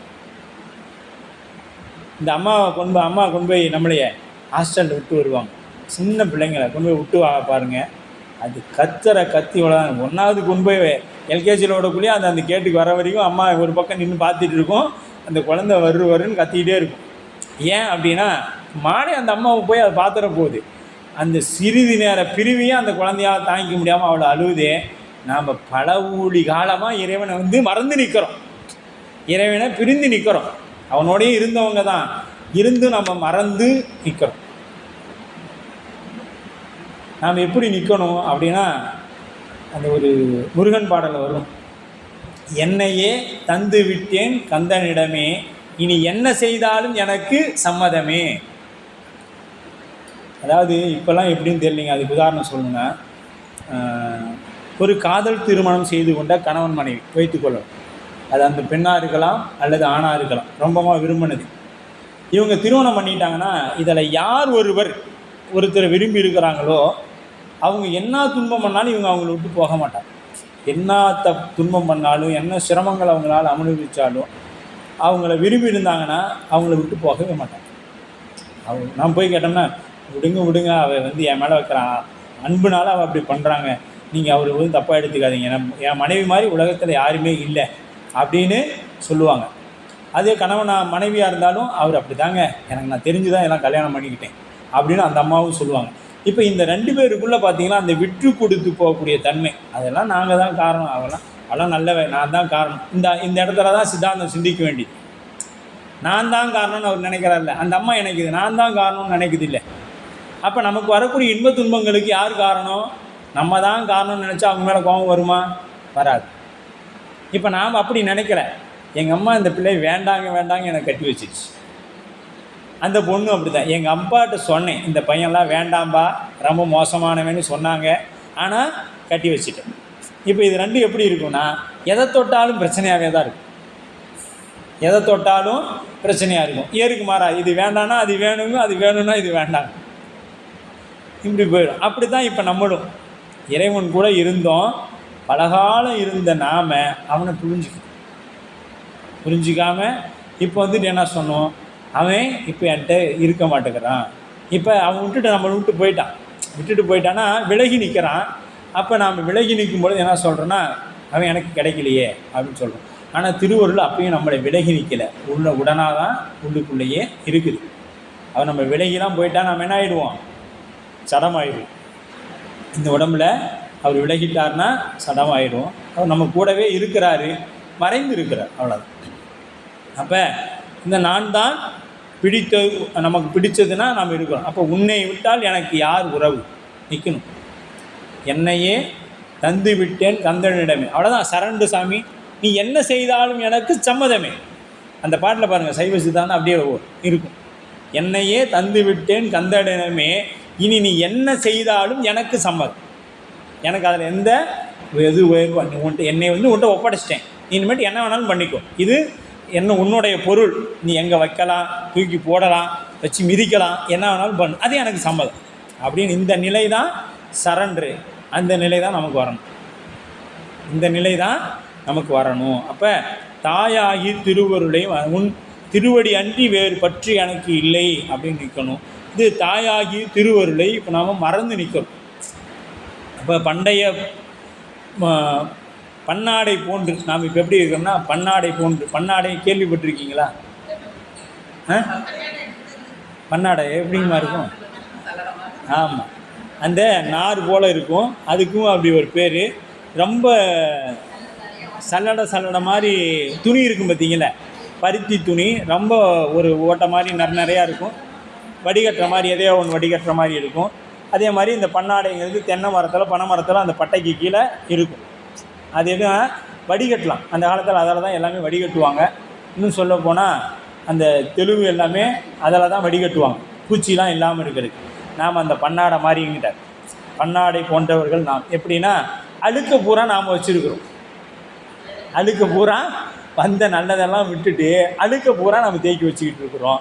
இந்த அழுக்கு போகணுன்னா இறைவன் திருவருளை பிடிக்கணும். அந்த பன்னாடை என்பது நெருக்கமில்லாத துணி, பிறவிகள் தோறும் தொடர்ந்து நின்று தனு கரண புவன போகங்களை தந்து காத்து வருகின்ற திருவருளை மறந்து விடுகிறோம். நாம் இதனால் என்ன பண்ணுறோம்? தொடர்ந்து அதை மறந்திருக்கிறோம். ஒவ்வொரு சமயத்திலும் திருவருளை பற்றி நினைப்பு நமக்கு வருவது உண்டு. ஆன்மீக சொற்பொழிவுகள் கேட்கும் பொழுதும் நேரும் பொழுதும் அந்நேரங்களில் மட்டும் திருவருளை நினைக்கிறோம். இப்போ நாம் வகுப்புக்கு வரோம், பெரிய புராண வகுப்போ சித்தாந்த வகுப்போ படிக்கிறோம். படிச்சுட்டு இந்த அசைவு என்ன பண்ணணும்னா, இப்போ நாம் எப்படின்னா வேக வேகமாக சாப்பிடும். எப்படி மாடு வேக வேகமாக புல்லை சாப்பிடும். கொண்டு போய் மேய்ச்சல் கூப்பிட்டாங்கன்னா அது கொடுக்குற அந்த 2 மணி நேரத்தில் என்ன பண்ணுவோன்னா, அங்கே எவ்வளோ தேவையோ அவ்வளோ முதல்ல கொஞ்சம் கொஞ்சமாக மென்னும் மெல்லாமல் உள்ளே போட்டுக்கும். அது போய் முதல் இறப்பையில் நிற்கும். மீண்டும் அந்த எடுத்து கொண்டு வந்து அசை போட்டு நல்லா மென்று உள்ளே தள்ளும். அப்போ தான் அது உடம்புக்கு ஏற்றதாக மாறும். அது வரைக்கும் அது அப்படியே தான் இருக்கும். அந்த உணவு அப்படியே தான் இருக்கும். அது நல்லா மென்று சாப்பிட்டு உள்ள தள்ளின பின்னாடி தான் அது உணவாக மாறும். அதுபோல் நாம் சித்தாந்தம் பெரிய புராண வகுப்புகள் எல்லாம் சிந்திக்கும் பொழுதும் திருமுறை பாடும் பொழுதும், இன்றைக்கி இந்த திருமுறை பாடினோமே, இந்த இடத்துல நம்பி ஆரூரர் இதை சொல்லியிருக்கிறாரே, நாவுக்கரச பெருந்தகை இதை சொல்லியிருக்கிறாரே அப்படிங்கிற எண்ணம் நம்மிடத்தில் வரணும். அசை போடணும். இப்போ நம்ம போகிறோம், வகுப்பு முடிச்சுட்டு போகிறோம், அந்த இடத்துல அந்த திருவருளை பற்றி சொன்னாங்கல்ல அப்படின்னு பேசணும். வினையை பற்றி சொன்னாங்கல்ல அதை பற்றி பேசணும். இங்கேருந்து போன உடனே, இன்றைக்கி போன உடனே அந்த நாடகம், அந்த என்ன ஒன்று ஏதோ ஒரு நாடகம், அந்த நாடகத்தில் அவன் அன்றைக்கி திருமணம் நின்று போயிடுச்சு பார்த்தியா, இன்றைக்கி பார்க்கலாம், போயிட்டு நடக்குதான்னு பார்க்கலாம் அப்படின்னு போனோம்னா, இங்கேருந்து போன நாம் அவ்வளோதான் மீண்டும் மாயைக்குள்ளே போயிட்டோம். இந்த பக்கம் இருந்து இது வரைக்கும் என்னத்தில் இருந்தோன்னா, அந்த ஏதோ ஒன்று ஓடுதே இப்போ என்ன இல்லை ஏதோ ஒரு டிவியில் ஒன்று, இந்த டிவியில் இன்னும் ஒன்று ஒரு கண்ணு போட்டு ஒன்று போடுவாங்க, அதெல்லாம் எனக்கு தெரிய மாட்டேங்குது.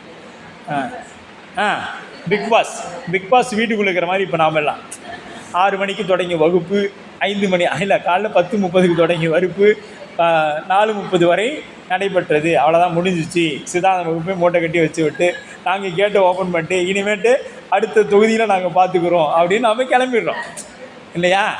அப்படிலாம் இருக்கக்கூடாது. அதை நடைமுறைப்படுத்தும், அதில் இருந்து போராடணும். இதெல்லாம் பார்க்கும் பொழுது நமக்கு வாழ்க்கையை எடுத்துகிட்டு வரணும். அந்த இடத்துல இப்போ அவங்க எவ்வளோ கிண்டல் பண்ணுறாங்க, அதெல்லாம் சொல்லி வச்சு நடிக்கிறது தான். இருந்தாலும் அந்த இடத்துல எவ்வளோ நடக்குது அதெல்லாம் அவங்க தாங்கி நிற்கிறவங்க தான் வின் பண்ணுறாங்கன்னு சொல்லி அதில் அது மாதிரி நாம் வாழ்க்கையில் ஜெயிக்கணும்னா இதெல்லாம் திருவருள் துணை கொண்டு அனுபவிக்கணும். அவங்க எப்படி அந்த இயக்குனர் சொல்கிறத கேட்டதுனால தான் அவங்க கடைசி வரைக்கும் அவங்க வின்னராக அறிவிக்கப்படுறாங்க. அது காரணம் அவங்களா கிடையாது. அவங்களுக்கு பின்னாடி இயக்குனர் இருப்பார். அந்த இயக்குனர் அவங்களுக்கு தெரியாமல் உங்களுக்கு சொல்லுவார், உங்களுக்கு தெரியாமல் அவங்களுக்கு சொல்லுவார். அதை கடைபிடிச்சின்னா அதை நீ வின் பண்ணிடுவேன். அவர் என்ன சொல்கிறாரோ அவருக்கு தகுந்தார் போல் நீ நடிச்சிட்டினா நீ தான் வின்னர். அதுபோல் இந்த வாழ்க்கையில் நாம் இறைவன் திருவடி அடையணும்னா நம்ம டைரக்டர் என்ன சொல்கிறார் அதன் பிரகாரம் நடந்தோம்னா ஓகே. இல்லை நான் ஏன் சபைக்கு தான் நடந்தால் அவுட் ஆகி வெளியில் போய்டும். அதனால் அது பார்த்துங்க. அப்படி அப்போ மற்ற சமயங்கள் அது பற்றி நினைவே இருப்பதில்லை. துயர நிகழ்ச்சி நடந்து விட்டால் அப்போது திருவருள் நினைப்பு வருகிறது. நமக்கு ஏதாவது ஒரு தாங்க முடியாத துன்பம் வந்துருச்சுன்னா, நானும் இந்த சாமிக்கு எல்லாம் தான் செய்கிறேன், இந்த சாமி என்னை இப்படியெல்லாம் பண்ணுது அப்படின்னு ஒரு நினைவு வந்துடுது. அதன் பிறகு சரி இனிமேலாவது நாம் சாமியை கட்டியாக பிடிப்போம் அப்படிங்கிற ஒரு நினைவோடு போகிறோம். மற்ற சமயத்தில் இதை பற்றிலாம் பேசுகிறாங்களான்னா இல்லை, அவங்களாம் ஆணவங்கிற ஒன்றையே ஏற்றுக்க மாட்டாங்க. அப்போ இவ்வாறு ஒவ்வொரு சமயத்திலும் திருவருளை நினைக்க நேர்ந்தாலும் அந்த நேரத்தில் மட்டும் திருவருளை நினைக்கிறோம். நமக்கு எல்லா நேரமும் வாய்ப்பு இருந்தாலும் நாம் துன்பம் வரும் வேலைகளில் தான் இறைவன் திருவடியை பிடிக்கிறோம். மீதி நேரம்னா நான் நிற்போம். பசி, இந்த பாசி மூடிய குளத்தில் என்ன பண்ண முடியும்? பாசி மூடி இருக்கும் ஒரு குளத்தில், அதில் இங்கேருந்து ஒரு கல்லை தூக்கி எறிஞ்சோன்னா என்ன ஆகும்? பாசி விலகும். அப்போ அந்த பாசி முழுமையாக பாசி சிறிது விலகி நீர் புலப்படுத்து நீர் தெரியுதா? அதுபோல் நம்மிடத்தில் இருக்கக்கூடிய ஆணவம் தான் அந்த பாசி. சரிங்களா? அது முழுமையாக எடுத்துட்டோம்னா என்ன ஆகிடும்? தெளிந்த நீராக தெரியும். அதை எடுக்கணும். உலக பழக்கம் உள்ள வரையில் அந்த உலக பழக்கம் தான் அந்த பாசி. புரியுதுங்களா? உலக பழக்கம்தான் அந்த பாசி. அது நீக்கிட்டோம்னா தெளிந்த நீர் திருவருள் தெரியும் நமக்கு. பழகுதல், அதை எடுக்க பழக வேண்டும். அது இல்லைன்னா கிடைக்காம போயிடும். வெற்றுயிர் ஆக்கை, வெற்றுயிர், இதுவும் திருவாசகத்தோட சொல்லுதான். மாணிக்க வாசகர் பெருந்தகை நீத்தல் விண்ணப்பத்தை சொல்வார். பெற்றுக்கொண்டு பிழையே பெருக்கும். அந்த பாட்டு எடுத்துக்கிட்டிங்கன்னா 23வது பாடல் நீத்தல் விண்ணப்பத்திலே, பெற்றுக்கொண்டு பிழையே பெருக்கும் சுருக்கும் அன்பின் வெற்றடியேனை விடுதி கண்டாய் விழிலோ கெடுவேன் மற்றடியேன் தன்னை தாங்குனர் இல்லையே என் வாழ்முதலே முற்றடியேன் மிக தேறி நின்றேன் எனக்கு உள்ளவனே. இந்த இடத்துல பாருங்கள், வெற்றடியேனை விடுதி கண்டாய், ஒன்றும் போதா நாயேனை, எனக்கு எதுக்குமே ஆகாத என்னை நீ விட்டுட்டேன் கெடுவேன். சாமி நீ என்னை விட்டுட்ட நான் கெட்டு போய்டும். எப்படியாவது கேட்குறாரு மாணிக்க, நான் என்ன தவறுகள் பண்ணாலும் நீ வச்சுக்கோ. காலைல பார்த்தோம் இல்லையா, ஆன்மாவுக்கும் இறைவனுக்கும் போட்டி. யார் நீ மன்னிச்சுக்கிட்டே இருப்பேன், எவ்வளோ காலம் மன்னிப்பேன், நான் தப்பு செஞ்சுக்கிட்டே இருப்பேன். நமக்கு ஆன்மா உயிர் என்ன சொல்லுது, நான் தவறே செஞ்சுக்கிட்டு இருப்பேன், நீ எவ்வளோ காலம் மன்னிச்சிருவேன் நானும் பார்க்கேன். ஆனால் இறைவன் அதை மன்னித்து கொண்டே தான் இருப்பான். ஏன்னா அவன் தாயை விட சிறந்தவன். என்னதான் நீ ஒரு தூக்கு தண்டனை கைதியாக இருந்தாலும் அம்மா என்ன பண்ணுவாங்க, நம்மளை பார்த்த மாத்திரத்தில் சாப்பிட்டியாப்பா, அந்த சாப்பாடு நல்லா இருந்துச்சா, அவன் இருக்கிறது சிறைச்சாலையாக இருக்கலாம், ஆனால் அந்த தாய் பார்த்த மாத்திரத்தில் சாப்பிட்டியா, சாப்பாடு நல்லா இருந்துச்சா, உனக்கு அம்மா ஏதாவது செஞ்சு கொண்டு தரட்டுமா, அவன் தப்பு பண்ணிட்டானேலாம் நினைக்க மாட்டான். இப்போ இந்த உலகத்தில் இருக்கிற தாய்க்கே எவ்வளோ அன்புனா, நம்மை தொன்று தொட்டு அன்போடு வளர்த்தி வரகின்ற அந்த இறைவனுக்கு எவ்வளோ அன்பு இருக்குன்னு சிந்திச்சுக்கணும். நாம் இங்கே இருக்கிறது மேலே தான் மீண்டும் மீண்டும் பற்றுதலை செலுத்துகின்றோம். குழந்தை வேணும், குழந்தைக்கு செய்யணும், அம்மாவுக்கு செய்யணும், அப்பாவுக்கு செய்யணும், ஒரு அளவு அவ்வளோதான். அதுக்கு மேலே சுவாமிக்குன்னு ஒரு நேரத்தை ஒதுக்கி நாம் அதுக்கு வரணும். அதுதான் மாணிக்கா சொல்கிறார், வெற்றடியேனை விட்டுடுதி கண்ணை, நீங்கள் என்னை விட்டுட்டீங்கன்னா எனக்கு உறவு, எனக்கு யாரும் இல்லை சாமி அப்படின்னு சொல்லுவார். எறும்பினை நாங்கூழ் என புலனாய் அரிப்புண்டு அளந்த வெறுந்தமியேனை விடுதி கண்டாய் வெற்றி வெய்ய கூற்றோடுவங்க கூறுங்கடி போதவையே உணர்ந்து உற்றான் உம்பர் வெறும் பதமே அடியார் பெயராத பெருமானே அப்படிங்கிறார். அடியார் பெயராத பெயரான அடியாரை விட்டு நீங்காத பெருமானே வெற்று தமியேனை விடுதி கண்டாய். எப்படி, எறும்பிடை நாங்கூல் என. இந்த எறும்பு அதை நல்லதுன்னு நினச்சி இந்த கூழில் போய் விழுந்துட்டு அதில் புலனால் அரிப்புண்டு அளந்து வெறும் தமியேனை, அப்படி அளந்து அப்படி போயிட்டு இருக்கிற தமியேனை நீ விட்டுறாத, நீ விட்டுட்டீன்னா. அதை மாணிக்கவாசகர் அப்பப்போ சொல்லுவார். என்னை எங்கேயுமே அந்த நீத்தல் விண்ணப்பம் 50 பாடலையும் படித்தோம்னா அது எல்லாத்துலேயும் சொல்லுவார், சாமி என்னை எங்கேயும் விட்டுறாத சாமி, நான் எறும்பினை நாங்கூல் என, அப்படி இருதலை கொல்லியின் எறும்பொத்து என் வாழ்க்கை எப்படின்னா 2 தக்கம் பிடிச்சிட்டு தன்னலாக எரியுது, நடுவில் அந்த குழாலில் அந்த மரத்துக்கு நடுவில் சிக்கின எறும்பு போல் என்னோடய வாழ்க்கை சாமி, என்னை விட்டுறாத சாமி அப்படின்னு ஒவ்வொரு இடத்துலையும் மாணிக்க வாசக பெருந்தகை என்னை விட்டுறாத, நீ மட்டும் விட்டுட்டீன்னா என்னை அவ்வளோதான் அப்படின்னு சொல்லுவாங்க. அப்படி பெரும்பதமே அடியார் பெயராத பெருமையனே அருளை பெறமுடியாமல் பிழைகளையே பெருக்கிக் கொள்ளுதல் எறும்பிடை அகப்பட்ட புழுவென ஐம்புலங்களால் அகப்பட்டு. நாம் எப்படின்னா இந்த சுற்றியும் எறும்பு நம்மளை அரிச்சிக்கிட்டு இருக்குது, நடுவில் புழுவாக நான் நிற்கிறேன் சாமி. அப்படி தானே இருக்குது நம்ம வாழ்க்கை. சொந்தக்காரன் ஒரு பக்கம் பிடிச்சி பிடுங்குவான், பின்ன ஒரு பக்கம், பையன் ஒரு பக்கம், வீட்டுக்காரர் ஒரு பக்கம், அப்பா அம்மா ஒரு பக்கம், இப்படி நாம் நடுவில் புழுவாக இருந்தோம்னா சுற்றி இருக்கிற எறும்பெல்லாம் நம்மளை பிடிச்சி அரிக்கும். இருந்தாலும் இந்த வழியெல்லாம் எதுக்கு தாங்கிக்கிறோம், இவங்களுக்காக தாங்கிக்கிறோம். அதனால் என்னை அப்படிலாம் விட்டுறாத சாமி. சுரு அப்படி சொன்னால் வெறுமையான வாழ்வு என்று திருவருளை மறந்து, இந்த நமக்கு தெரியும் இதெல்லாம் நாளைக்கு ஏதாவது நம்மகிட்ட சாப்பிட்ற யாராவது அச்சோ இவன் இறந்துட்டானே நம்மளும் இவனோட போயலான்னு வந்துட போகிறாங்களா, இல்லையே. அவன் பண்ணினதுக்கு அது வரையும் அவன்கிட்ட தான் வாங்கி தின்னு இருப்பான். அப்போ சொல்லுவான், அவன் பண்ணினதுக்கு அவன் அனுபவிச்சு தான் ஆகணும். நம்முடைய உலக வாழ்க்கையை மயங்கி கழிப்பது, இவ்வாறு வாழும் உயிரையே நாம் இந்த பாட்டில் சொல்கிறார் நமக்கு. இப்படி 40வது பாடல் பார்த்துருமாங்கம்மா மிகை. அப்போ நமக்கு இப்படி வாழ்ந்தால் நமக்கு வீடு பேர் என்பது இல்லை அப்படின்னு சொல்லிட்டாங்க. அடுத்தது அருள் உரு நிலை, 5வது அதிகரணம். அருள் உரு நிலை என்று பொருள்.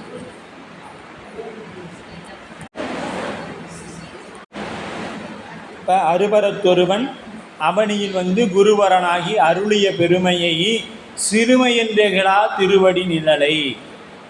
நாம் நினைக்கிறோம், எப்போ என்னப்பா பெரிய குருநாதர் குருநாதருங்கிறீங்க. நான் முதல்ல எந்த மனிதனுடைய காலையும் விழுந்து வணங்குறது இல்லை. இதெல்லாம் நம்ம சில பேர் இல்லை, அடியேன்னு அந்த மாதிரி தான் இருந்தேன். நாம் போய் மற்றவங்ககிட்ட போகணும், நம்மகிட்டே இருந்துக்கும். நம்மளே அப்படி தான் இருந்தோம். நான் தட்சிணாமூர்த்தி தவிர வேறு யாரும் எனக்கு குருநாதரே கிடையாது.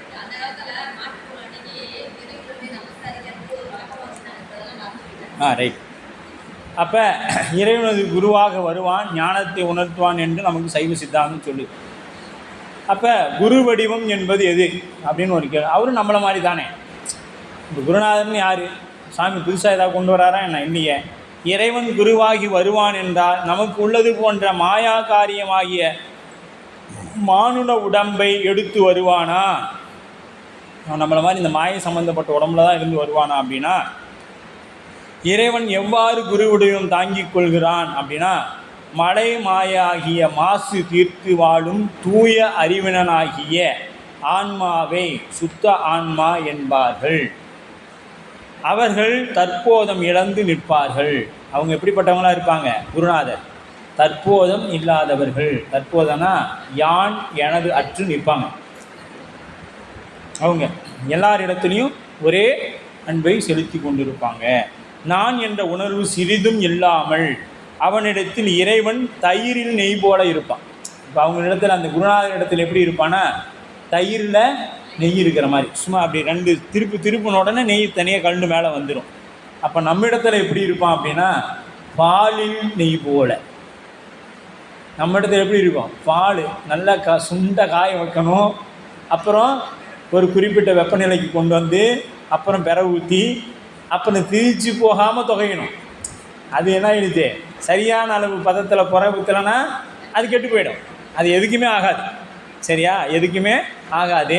அப்போ சரியான பதத்தில் ஊற்றி அது என்ன ஆகணும்? தயிராகணும். இவ்வளோ வேலை இடையில இருக்குது. அது ஆல்ரெடி தயிராகி நிற்குது. சும்மா 2 அலாசனோடனே இப்போ நீங்கள் ஒன்றும் இல்லை, தயிரை இங்கேருந்து ஒரு போனியில் ஊற்றிட்டு போனோம்னா, நம்ம ஒரு குறிப்பிட்ட ஊருக்கு சேலம் போகிறோன்னா போகிறதுக்குள்ள அது என்ன ஆயிரும்? வெண்ணெய் தனியாக தயிர் தனியாக இருக்கும். அந்த வெண்ணெய் தனியாக நிற்கும். அதுதான் பக்குவம். அதுதான் அந்த எது சுத்த ஆன்மா அப்படிங்கிற அந்த ஆன்மா. அப்போ நான் என்ற உணர்வு சிறிதும் இல்லாமல் அவனிடத்தில் இறைவன் தயிரின் நெய் போல இனிது விளங்கி நிற்பான், நம்மிடத்தில் பால் போல இருப்பான். இது எப்படி சாத்தியப்படுங்க? இதெல்லாம் சொல்கிறதுக்கு நல்லா தாங்க இருக்குது. அப்போ உங்களை குருவாக நினச்சி நாங்கள் விழுந்து வணங்கணும்னு நினச்சி நீங்கள் சொல்லிட்டு இருக்கிறீங்க அப்படின்னு நாம் நினச்சோன்னா இது எப்படி சாத்தியம் அப்படின்னு பார்த்தீங்கன்னா, பேய் பிடித்தார் போல ஆவேசித்து நின்றல். இந்த பேய் பிடிக்கிறது பார்த்துருக்கீங்களா? கிராமங்களில் இப்போ எல்லாம் இல்லை. பேய் பிடிக்கும்.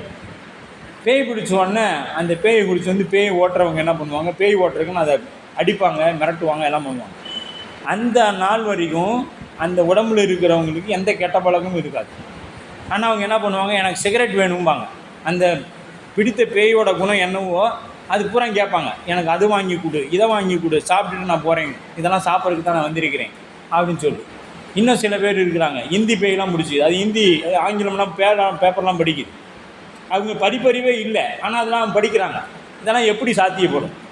இதெல்லாம் அப்படியே நேரில் பார்த்துருக்கு. இந்த மாதிரிலாம் அவங்களுக்கு படிப்பறிவே கிடையாது. கிராமத்தில் இருக்கிற ஒரு வயதான அம்மா, அவங்க ஆங்கிலம் படிக்கிறாங்க, ஹிந்தி செய்தித்தாள் படிக்கிறாங்க.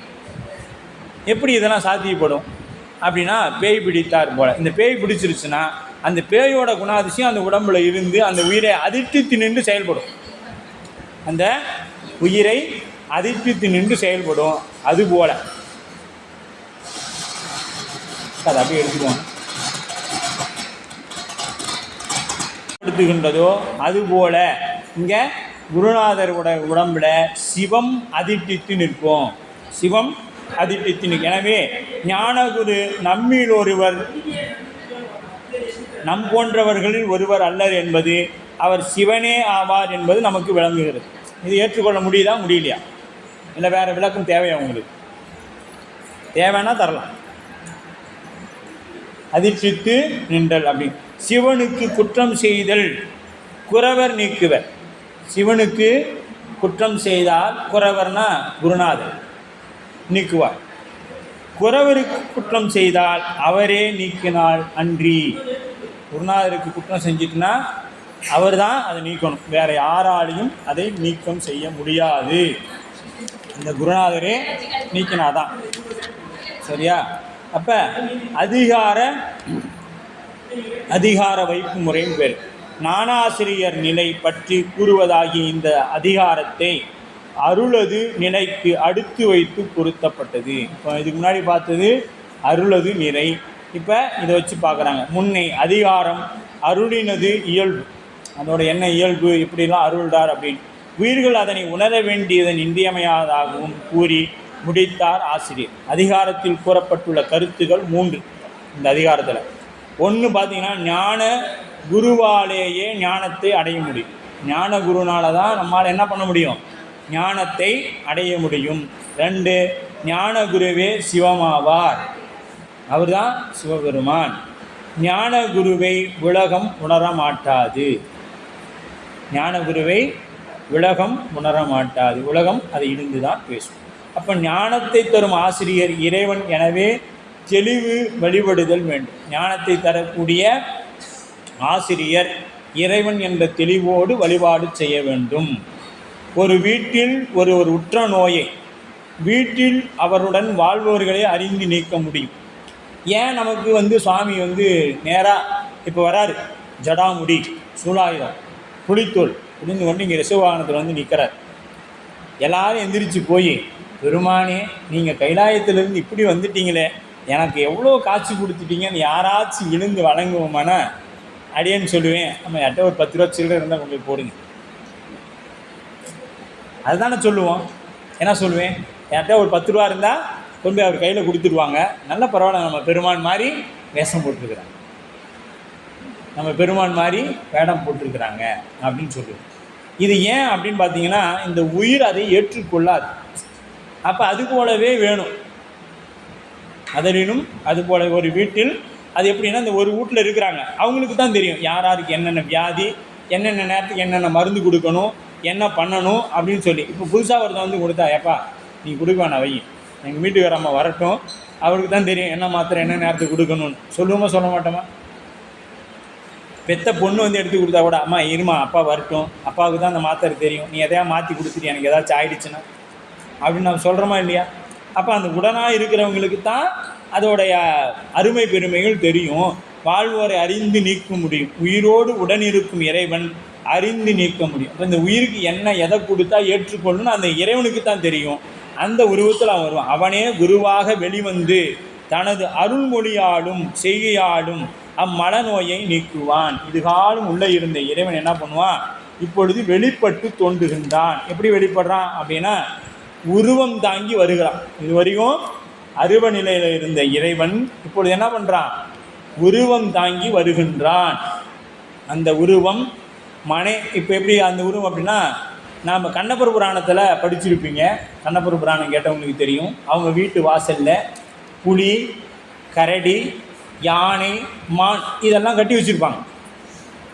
ஏன்னு கேட்டிங்கன்னா, வேட்டையாட போகும் பொழுது, இன்னும் நம்ம இந்த கும்கி யானை இதெல்லாம் பார்த்துருக்கோமா, ஒரு யானையை பிடிப்பதற்கு இன்னொரு யானையை வைத்து கொண்டு பிடிப்பார்கள்.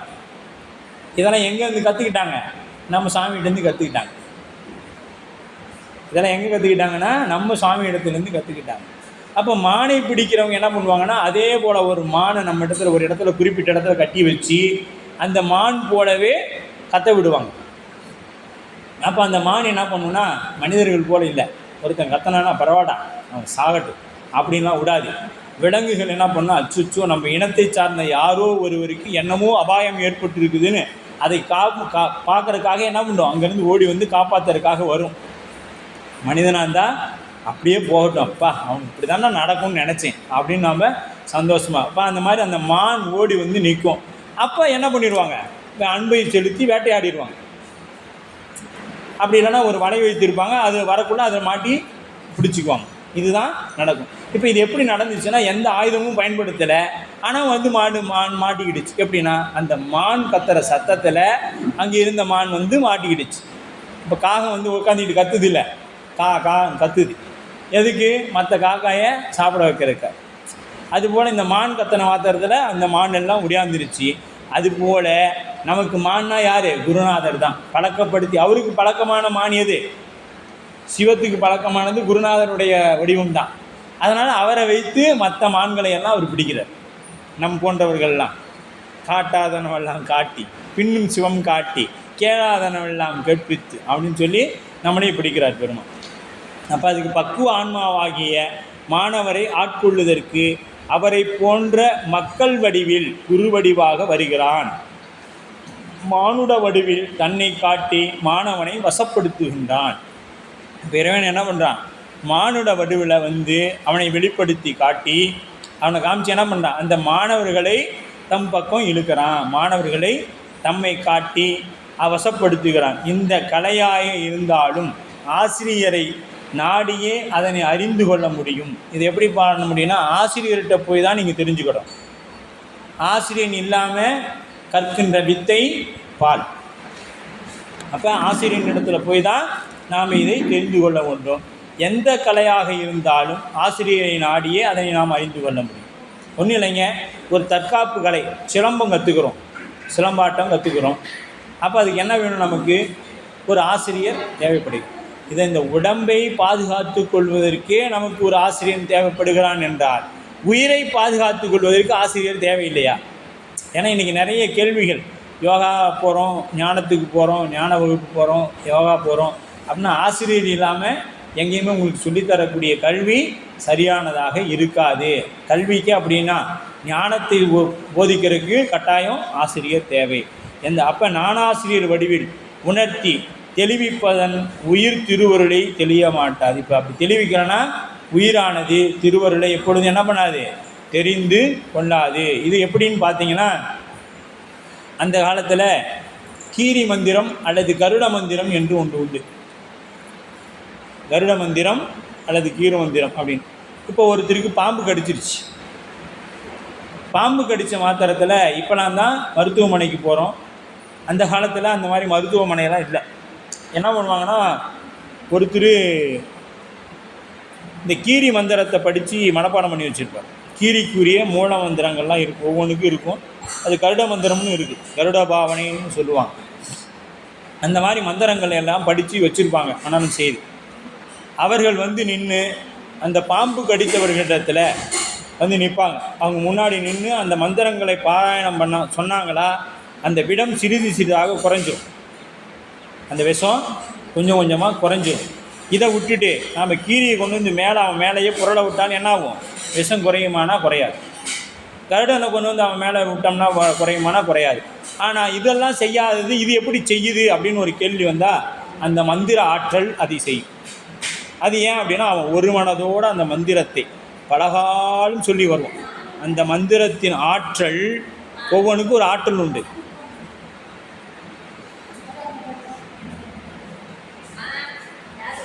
ஒவ்வொன்றுக்கும் ஒரு ஆற்றல் உண்டு. அது மாதிரி கருட பாவனையில் கருட மந்திரத்துக்கு அந்த ஆற்றல் உண்டு, கீரி மந்திரத்துக்கு அந்த ஆற்றல் உண்டு. அந்த பழக்கப்பட்டவங்களை கொண்டு வந்து வச்சு அந்த மந்திரத்தை சொல்லி அதை விடம் நீக்கியிருக்கிறாங்க. இதெல்லாம் அனுபவ உண்மைகள்.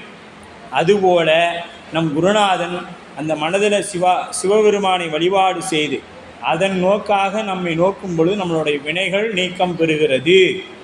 எப்படி அந்த கீரி மந்திரம் சொன்னோன்னா அவர் இடத்துல இருக்கிற விடம் நீங்குகின்றதோ, அதுபோல் நமக்கு சொல்லக்கூடிய அந்த மந்திரத்தினால நம்மளுடைய வினைகள் அவர் பார்வைப்பட்ட மாத்திரத்தில் ஸ்பரிச தீட்சையினால் நம்மளுடைய வினை நீக்கம் பெறுகிறது. சரிங்களா? பார்வையினால் நம்மளுடைய வினை நீக்கம் பெறுகிறது, தொடுவதனால நம்மளுடைய வினைகள் நீக்கம் பெறுகிறது, உபதேசத்தினால் நம்மளுடைய வினம் நீக்கம் பெறுகிறது அப்படின்னு சொல்லப்படும். இப்போ நாம் மந்திரத்துக்கு போகலாம். 41வது பாடல். அறியாமை உள் நின்று அழித்ததே காணும் குறியாக நீங்காத கோ அப்படிங்கிறார். அப்போ உயிர் பக்குவம் உறாத நிலையில் இறைவன் அவ்வுயிரின் உள்ளாக மறைந்து நின்று அவ்வுயிரின் அறியப்படாத அதன் அறிவை சிறிது சிறிதாக வளர்த்து வருவான்.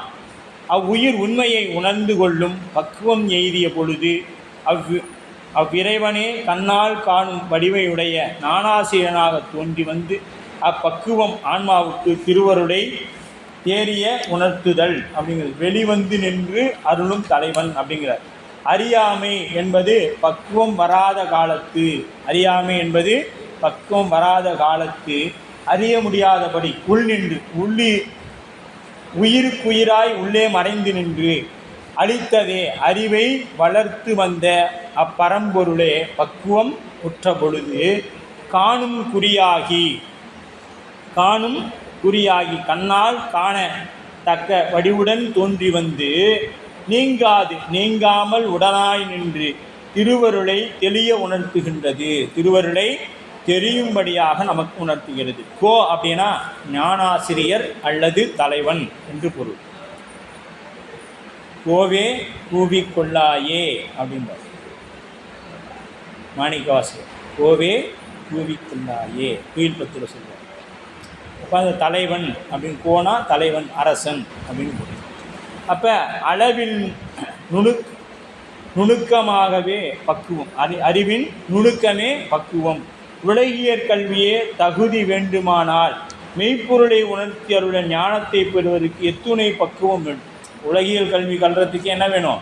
இன்றைக்கி ஒன்றும் இல்லை, மருத்துவம் படிக்கணும்னா அதுக்கு முன்னாடி நம்ம நீட் எழுதணும். நீட் எழுதுறதுக்கு முன்னாடி 12ஆம் வகுப்பில் நல்ல மதிப்பெண் எடுக்கணும். இது உலகியல் கல்விக்கே நமக்கு இவ்வளோ தேவைப்படுதுன்னா அருளாகிய கல்விக்கு நமக்கு எவ்வளவு பக்குவம் வேண்டும் என்று பாட்டுங்க. ஆணவ மலம் வன்மையால் உள்ள வரையில், அது ஆணவ மலம் ரொம்ப வன்மையாக இருக்கிற வரைக்கும் அது உயிரறிவை நுணுக்கி செல்ல விடாது. இந்த ஆணவ மலம் வறுமையாக்குற வரைக்கும் என்ன இருந்தோம், அந்த அறிவை உள்நோக்கி செலுத்துவதற்கு விடவே விடாது. அப்போ பக்குவ பொருளாகிய உலகத்தையே நோக்கும் உயிரறிவு நுண்பொருளாகிய இறைவனை உணரும் செவ்வியை எய்தும். அந்நிலையில் உலகத்தை நோக்காது இறைவனது திருவருளை நோக்க தலைப்படும். இந்நிலையை சத்தினிபாதம் என்று ஞானம் பெறுதற்குரிய பக்குவ நிலையாக போற்றப்படுகிறது. உயிரின் அறிவு பக்குவம் எய்தாத பொழுது, இப்போ உயிரின் அறிவு பக்குவம் எய்தாத பொழுது சிவன் அதற்கு வினைக்கு ஈடானவற்றை உணர்த்துவான் என்பது, பக்குவம் எய்திய பொழுது தன்னையே உணர்த்தி நிற்பான் என்பதும் இதன் வழியாக நமக்கு. இப்போ அவரவருக்குள்ளபடி ஈசன் அருளாலே அவரவரை கொண்டு ஏற்றுமானார். நமக்கு என்ன தேவைங்கிறது அவருக்கு தெரியும். என்ன பக்குவத்தில் இருக்குது அதுக்கு தகுந்த ஆசிரியர் தான் கிடைப்பாங்க. எப்பா அந்த ஆசிரியர் என்ன தெரியுமோ வகுப்பு எடுக்கிறாரு, போய் கேட்டுப்பார் அப்படின்னா அந்த உயிரின் பக்குவத்திற்கு ஏற்றார் போல் அந்த ஆசிரியர் கேட்குறாங்க. நம்ம பக்குவத்திற்கு ஏற்றார் போல் நமக்கு ஆசிரியர் வாய்க்கிறாங்க இல்லையா? அப்போ அந்தந்த ஆன்மாவின் பக்குவத்திற்கு ஏற்றார் போல ஆசிரியன் அமைகின்றார். அடுத்தது உள்ளிருந்து காண்பது. உள்ளிருந்து காண்பான். வீட்டில் ஒருவன் நோயுற்ற, நம்ம முன்னமே சொன்னோம், நோயுற்று இருக்கக்கூடிய ஒருவனுக்கு அந்த மருந்தை எப்படி தர வேண்டும் என்பது அவருக்கு தான் தெரியும். அதுபோல உயிரிடத்தில் பொருந்த அறியாமை ஆகிய நோயானது நிலையை உயிரினுள் இருப்பவனாகிய இறைவனுக்கு தான் தெரியும். இதுக்கு என்ன மருந்து கொடுக்க வேண்டும் என்று அறிய வல்லான். உலகவராகிய பிறர் அதனை எங்கனம் அறிய முடியும். இப்போ மற்றவங்க யாராச்சும் நமக்கு என்ன தேவைன்னு அறிஞ்சிட முடியுமானா முடியாது. அவரால் தான். அகத்து அப்படிங்கிறார். அகத்துனா வீட்டுக்குள்ளே, அகத்து உரு நோய்க்கு, உருனா உற்ற, நோய்க்கு நோயானது நிலையை, நோயோட நிலையை உள்ளினார் அன்றி அதனை அவ்வீட்டில் இருப்பவர் அன்றி அதனை சகத்தவரும் வெளியில் உள்ள பிறரும் காண்பாரோ அறிவாரோ அறிய மாட்டார் என்பது பொருள். அதுபோல உரு அப்படின்னா பொருந்திய நோய்க்கு அறியாமையாகிய நோயானது நிலையை உன்னிருந்து அன்றி, அந்த நோயை உயிரினுள் நிற்பவனாகிய இறைவனே அறிவான். அவனை அன்றி, இறைவனை தவிர வேறு யாரும் அறிய மாட்டார்கள். அப்போ அதனை அவ்வறிவை அறிய நிலையை, அதனை அப்படின்னா அவ்வறிய நிலையை சகத்தவரும் உலகத்தவரும் பாரார், காண்பாரும் அறிய வல்லார் அப்படின்னு சொல்லப்படுது. இங்கே அப்படி யாருமே அவருடைய நிலையை அறிய முடியாது என்று சொல்லப்படுது. அப்போ அந்த நோயை அறியணும்னா அந்த நோயை பற்றி நமக்கு உடனாக இருக்கக்கூடியவருக்கு தெரியணும். தெரிஞ்சாதான் அந்த நோயை பற்றி நம்மளால் தெரிந்து கொள்ள முடியும். அப்போ அடுத்து 43வது பாடல். குருவின் நிலையை உலகர் உணராமை. இப்போ குருவோட நிலையை இந்த உலகத்தில் விட்டு சொன்னோம்னா என்ன சொல்லுவாங்க? அவருக்கு என்ன வேணும்? அப்போ சிவமாகிய முதல் பொருளே நேர் நின்று அருளாமல் குரு வடிவில் மறைந்து நின்று அருள் செய்ய நினைந்து இவ்வாறு வந்திருக்கிறது என்பதை உலகத்தார் உணரமாட்டார். உலகத்தில் இருக்கிறவங்க ஏப்பா சிவம் தான் எனக்கு வந்து சொல்லுது அப்படின்னு சொன்னோம்னா உனக்கு பைத்தியம் முத்தி போயிடுச்சு, உன்னை பித்தனென்று பகர்வதோ காரணம் இது கேளி அப்படின்னு ஆயிடுச்சு. சாமி எல்லாரும் சொல்லாங்க உன் மேலே எனக்கு பைத்தியம் பிடிச்சிருச்சு, அதனால் பார்க்குறவனை பூரா நீ சிவம்னு சொல்லிட்டு தெரியல அப்படின்னு சொல்கிறாங்க. அந்த நிலை தான் நம்ம வரணும்னு கேட்குறோம். பார்ப்பதெல்லாம் காணும் கரணங்கள் எல்லாம் பேரின்பமாக வரணும் அப்படின்னு சொல்லி கேட்குறோம். அப்போ அருளா வகையால் அப்படின்னா அருளா வகையால் அருள் புரிய அப்படின்னா நேரே வந்து அருளாமல் குருவடிவில் மறைந்து நின்று அருள் புரிவதற்கு வந்து இருக்கின்ற பொருளாக சிவமாகிய முதற் பொருள் என்று புவி அப்படின்னு உலகத்தோர் முதைய பார்த்து புவினா உலகத்தோர் அறியா ஞான குருவை உணரமாட்டார். இவங்க யார்? இந்த உலகத்தில் இருக்கிறவங்க ஞான குருவை உணர முடியாது. அப்படின்னா அக்குழந்தை 3 ஆண்டு இப்போ ஒரு குழந்தைக்கு இருக்குது பருவம். அப்போ அந்த குழந்தை இறை அனுபவம் கைவரப்பெற்று ஞானத்தை உபதேசித்து வரும் பற்றி கேள்விப்பட்டார் சகல ஆகம பண்டிதர். யார்? மெய்கண்டாருக்கு. அங்கே குழந்தையை காண விரும்பி வெண்ணெய்நல்லூருக்கு சென்றார். அங்குள்ள அவரை சிறப்பாக வரவேற்று அங்கு இருக்கக்கூடிய அவரை சிறப்பாக வரவேற்கிறாங்க. வரவேற்று மெய்கண்டார் ஆகிய அந்த குழந்தை இருக்கும் இடத்து அவரை அழைச்சி சென்றார். போன உடனே மெய்கண்டார் தம் மாணாக்கருக்கு என்ன பண்ணுறாரு? ஆணவ மலம் பற்றி விளக்கம் விளக்கி கொண்டிருக்கிறார். ஆணவ மலத்தை பற்றி யாருங்க? சகல ஆகம பண்டிதர்னா வேத ஆகமங்கள் எல்லாம் படித்து இருக்கிறவங்க உணர்ந்து. இவங்க அப்பாவுக்கு யாருங்க? அச்சுத கலப்பையாருக்கு மெய்கண்ட தேவநாயனருடைய அப்பாவிற்கு என்ன சொன்னவர்? குழந்தை பேருக்காக திருஞான சம்பந்த தேவாரத்தில் நூல் போட்டு பார்த்து திருவெண்காட்டில் போய் கண்காட்டு முதலான பதிகம் பாடுங்க, உங்களுக்கு குழந்தை பேர் கிடைக்கும்னு சொன்னவர் இங்கே என்ன சொல்கிறார்? இந்த மாதிரி ஒரு குழந்தை அங்கே ஞானத்தை பற்றி போதிக்குதுன்னு உடனே இவர் கேட்கலாம் கிளம்பி போகிறாரு. திருவெண்ணைநல்லூர் போன உடனே அங்கே ஆணவமலம் பற்றி விளக்கி கொண்டிருந்தார். அந்த நிலையில் அவர் முன்னே போய் நின்ற சகல ஆகம பண்டிதர் தம்மை அக்குழந்தை வந்து வணங்கும் என்று எதிர்பார்த்தார். இவர் போய் நின்றவர் என்ன பண்ணிட்டாரு? அவர் நம்மளை வந்து கும்பிடுவார், சின்ன பையன் தானே அப்படின்னு சொல்லி நின்றுட்டார். ஆனால் அவரோ அவ்வாறு அங்கே நிகழலை, அது நடக்கலை. அப்போ அதனால் அவர் உள்ளம் சிறிது வருத்தம் உற்றாயிற்று. என்னடா இந்த பையன் நம்மளை வந்து கும்பிடலையே அப்படின்னு சொல்லி. ஏன்னா இவர் சகல ஆகம பண்டிதர், பல்லாக்கில் போகிறாங்க, இறங்கி வந்து கும்பிடுவான்னு பார்த்தா கும்பிடலையே அப்படின்னு நிற்கிறார். அத்தோடு தன்னை விட இக்குழந்தை என்ன தெரியும் என்றும் எண்ணமும் எழுந்தது. இப்போ வயசில் நான் இவ்வளோ காலம் சைவத்தில் இருக்கிறேன், இப்போ வந்து இந்த பையனுக்கு என்னை பார்த்து சொல்கிறீங்கன்னு வச்சுக்கிங்க, இதுக்காக என்ன தெரியும்? நான் அப்படி தான் ஆணவத்தில் தான் வந்து உட்காந்துட்டோன்னு வச்சுக்கிங்க, சரியா? அப்படி தெரியும் அப்படின்னு சொல்கிறாங்க. அவர் மெய்கண்ட தேவரை பார்த்து ஆணவ மலத்தின் இயல்பு யாது அப்படின்னு கேட்குறார். யாருங்க? அருள்நந்தி சிவம் பார்த்து கேட்குறார். இல்லை சாரி, உமாபதி சிவம் இவரை பார்த்து கேட்குறார், ஆணவ மலத்தின் இயல்பு என்ன உனக்கு தெரியுமா அப்படிங்கிறார். என கேட்டால் மெய்கண்ட தேவனார் மறுமொழி பேசக்கூட இல்லைங்க. அவர் மறுமொழி பேசலை. என்ன பண்ணார்னா அவரை அடிமுதல் முடிவரை ஏற இறங்க நோக்கி தனது வலது கையை சுட்டி விரலினார். அவரையே சுட்டி அப்படி மேலேருந்து கீழ் வரைக்கும் பார்த்தார். பார்த்துட்டு நீயே ஆணவம் அப்படின்ட்டு, நீயே ஆணவம். இப்போ இந்த இடத்துல நாம் எடுத்துக்கணும், நமக்கு சுவாமி ஒரு வாய்ப்பு கொடுத்துருக்கிறார். என்னென்னா ஒரு ஆசிரியராக நமக்கு சொல்லக்கூடிய வாய்ப்பு கொடுத்தா மாணவர்களையெல்லாம் என்ன பண்ணணும்? தனக்கு ஆசிரியராக நினைத்து கொள்ளணும். அதை விட்டுட்டு எனக்கு எல்லாம் தெரியும், உங்களுக்கு என்ன தெரியும் நான் நின்னேன்னு வச்சுக்கிங்க, என்னையை விட ஆணவம் இருக்கிறவங்க யாருமே இருக்க முடியாது. அப்போ இந்த இடத்துல மெய்கண்ட தேவனா அப்படியே. இப்போ இங்கே இந்த இடத்துல 2 நடந்துச்சு. என்ன நடந்துச்சு? நோக்கினார், பார்த்ததுனால குருநாதன் தன்னை பார்த்ததுனால நினைடுச்சு, நம்மளுடைய வினை நீக்கம் பட்டுடுச்சு.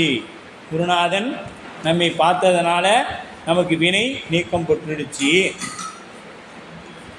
அப்போ மெய்கண்ட தேவனார் கண்ணுதலும் கண்ட கரையும் கரந்தருளிய மண்ணிடை வந்த சிவமாகவே தெளிந்து அவரது திருவடியில் வீழ்ந்து இறஞ்சினார். மெய்கண்ட தேவர் அவரை ஆட்கொண்டு அருள்நந்தி என்னும் தீக்கா பெயர் சுற்றி மாணாக்கராக அவரை தலைவராக கொண்டிருந்தார். இப்போ அவர் என்ன பண்ணிட்டார்? பார்த்து விழுந்து வணங்கின உடனே உனக்கு மாணவனாயிடு, அப்படியே மனம் நீக்க பக்குவத்திற்கே நானாசிரியர் நிலை உள்ளவாறு விளங்கும். இப்போ அடுத்து அவரும் சொல்லலை, இவரும் பேசலை. ஆகா இவரே சிவம்னு சொல்லி என்ன பண்ணார்? எது சொன்னார்? கண்ணுதலும் கண்ட கரையும், எது 3 கண்ணையும் அந்த கருத்த கண்டத்தையும் மறைத்து வந்த இவரே சிவம்னு அருள்நிதி சிவம் விருந்து வணங்கினார். அப்போ மல நீக்கிய பக்குவருக்கே நானாசிரியர் நிலை உள்ளவாறு விளங்கும். உலகத்தார் உணரார் போல இதற்கு காரணம் அவரிடம் உள்ள பக்குவம் இல்லையே என்பது சொல்லாமலே விளங்கும். இப்போ ஆசிரியர் சொல்லாமலேயே மாணவனுக்கு என்னாகும், விளக்கம் பெறும். அது பற்றிய அடுத்த நாம் செய்தியிலையும் அடுத்த செயலையும் நாம் இதை பார்க்க இருக்கின்றோம். 44வது பாடல் எதுங்கம்மா? இல்லை கேளுங்க அங்கே. உலகர் உணராமைக்கு காரணம், இது உலகத்தவர் உணராமைக்கு காரணம் பொய் இருண்ட சிந்தை பொறியார் போதாமாம் மெய்யிரண்டும் காணார் மிக. அப்போ ஆணவ மல மறைப்பினால் இருண்ட அறிவினையுடைய பக்குவமில்லாத மாந்தர் ஞானமாகிய அருளையும் அறியார், அந்த அறிவின் வடிவாகிய குருநாதரையும் அறிய மாட்டார் அப்படின்னு சொல்லப்படுது. ஞானமாகிய அவர்கள் என்ன பண்ணுவாங்க, அந்த ஞானம் இல்லாதனால அவங்க குருநாதரை அறிய முடியாது. பொய் அப்படின்னா ஆணவமல மறைப்பினால், பொய் இருண்ட ஆணவமல மறைப்பினால் அறியாமை வடிவமான, இருண்டனா அறியாமையின் வடிவமான சிந்தை அப்படின்னா அறிவினை உடையவராகிய பொறியிலர், திருவருளை பெரும் பக்குவம் இல்லாதவர்களாகிய உலகத்தவர் பொறியிலர் போதாமாம் ஞானமாகிய அருளும் மெய் அப்படிங்க பொருளும் மெய் அப்படின்னா அந்த அருள் கொண்டதாகிய குருவடிவமும் இருண்டு அப்படின்னா ஆகிய இவ்விரண்டையும் இரண்டும் அப்படின்னா அவ்விரண்டையும் எது ஞானத்தையும் குருநாதனையும் மிக காணார், முற்றிலும் அறிய மாட்டார். அப்படின்னா பொய் அப்படின்னா ஆணவ மலத்தை பொய் என்று சொல்லால் குறித்த ஆசிரியர் ஆணவ மலத்தன்மையை பற்றி இருக்கின்றது. அப்போ இது என்ன பண்ணுறாரு ஆசிரியர் வந்தோடனே, இந்த ஆணவ மலம் நீ பற்றி கொண்டிருக்கிறது எல்லாம் பொய் அப்படின்னு சொன்னோன்னே நமக்கு என்ன ஆகும், அது மேலே ஒரு பற்றுதல் வருமா, கோபம் வருமா? கோபம் வந்துடும். அப்போ பொறி என்பதற்கு இவ்விடத்தில் பக்குவம் என்று பொருள் கூறப்படுகிறது. திருவருளை பெரும் பக்குவம் இல்லாதவர் பொறியிலர் எனப்படும். பொறியிலர்னா அறிவு இல்லாதவர்கள். அவர்கள் என்னதான் சொன்னாலும் உங்களிடத்தில் அது என்ன பண்ணாது, திருவேடத்தில் இருந்தாலும் அதை ஏற்றுக்கொள்ள மாட்டார்கள். அப்போ அருளே என்ன வருது, குருநாதனாக வருகிறது. போகமாம் மெய் இரண்டும் என்ற தொடரை போதாமாம் மெய்யாகிய இரண்டு என பிரித்து வைத்து பொருள் கொள்ள வேண்டும். போதம் என்பது ஞானம் என்று பொருள். மெய்ஞானம் என்பது அருள் கொண்டதாகிய குருவடிவு, குருவோட வடிவம் மெய்ஞானம். சிவனே குருவாக வடிவம் தாங்கி வருகின்றான். இப்போ மாணிக்க வாசக பெருந்தகைக்கு வரும் பொழுதோ, இப்போ நம்ம மெய்கண்டார் வடிவில் அருள்நிதி சிவத்துக்கு வரும் பொழுதோ எப்படி வந்தார், குருநாதன் வடிவில் தான் வந்தார். சுவாமி நேரடியாக அவருடைய உருவில் வரலை, வந்தாலும் அதை ஏற்றுக்கொள்ள பக்குவம் ஆன்மாவிடத்தில் இல்லை. அப்போ சிவனே குருவடிவம் கொள்வான் என்று இதுவரை கூறி வந்து இங்கு அருளே குரு வடிவம் ஆயிற்று. இதுவரைக்கும் சிவன் சொல்லிட்டு வந்தீங்க, இப்போ அருளே குரு வடிவம்னு சொல்கிறீங்க.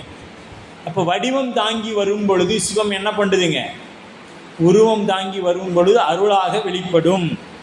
அப்போ அந்த அருளே குரு வடிவம் என்று கொள்ளு என்று கூறுவது ஏன் என்று கேட்டால், சிவன் அருளும் தன்மையில் வேறல்ல, சிவனும் அருளும் தன்மையால் வேறல்ல. எப்படி என்று பார்த்தால் சூரியனும் ஒளியும் போல, சூரியனும் ஒளியும் போல. குருவாய் நின்று உணர்த்துவது சிவமே என்றாலும் குருவாய் நின்று உணர்த்துவது அருளே என்றாலும் பொருளாகும். இது எப்படின்னா மலமாசு தீர்த்து வாழும் தூய ஆன்மா அவனிடத்தில் அறிவில் இறைவனது அறிவாகிய அருள் விளங்கி நின்று அவ்வான்மா அறிவை தன் வசப்படுத்துவதற்கு ஒரு எடுத்துக்காட்டு சொன்னால், உலையில் இட்ட இரும்பை உலை தீ தன்னுள் அடக்கி அப்படியே வச்சுருக்கும். அந்த தீ என்ன பண்ணணும்னா, அந்த உலையில் கொண்டு போய் ஒரு இரும்பை போட்டாங்கன்னா அது என்ன ஆகிடும், அப்படியே உருகி அந்த நெருப்போட வண்ணத்துக்கே அது வந்துடும். அப்போ தீயே உள்ளது போல் என்று சொல்லும்படி அவ்விரும்பை தீ தான் வசப்படுத்தி உள்ளது. அந்த இரும்பை தீ வசப்படுத்திருச்சா, தீ இரும்பு வசப்படுத்திருதானா, தீ தான் இரும்பை வசப்படுத்தியது. அதுபோல இறைஞானமாகிய திருவருள் சுத்த ஆன்மாவின் அறிவை, சுத்த ஆன்மாவுடைய அறிவை தன்னுட்படுத்தி தானேயாய் விளங்கி நிற்கும். எப்படி அந்த நெருப்பில் போய் இரும்பு குழம்பு நிற்குதோ அதுபோல் அந்த இறைவன் அந்த ஞானாசிரியரின் அறிவில் நின்று விளங்கி தோன்றுவார். இரும்பாக அத்தொழிலை செய்கின்றது. அப்போ இது பற்றிய ஞானாசிரியர் அருள் கொண்டதாகிய ஞான வடிவம் ஆகிய இருண்டையும் போதாமா மெய்யிரண்டும் என குறிப்பிட்டார். குருவடிவாகிய போர்வை. இப்போ குருநாதன் என்ன பண்ணுறான்னா குருவடிவாக அந்த போர்வையில் நிற்கிறான். இந்த அளவில் நாம் இன்றைய வகுப்பு 44வது பாடலுடைய நிறைவு செய்வோம். அடுத்த வகுப்பு கொஞ்சம் எல்லோரும் நேரமாக வாங்க. நேரமாக வந்தாக்க நாம் என்ன பண்ணலாம்,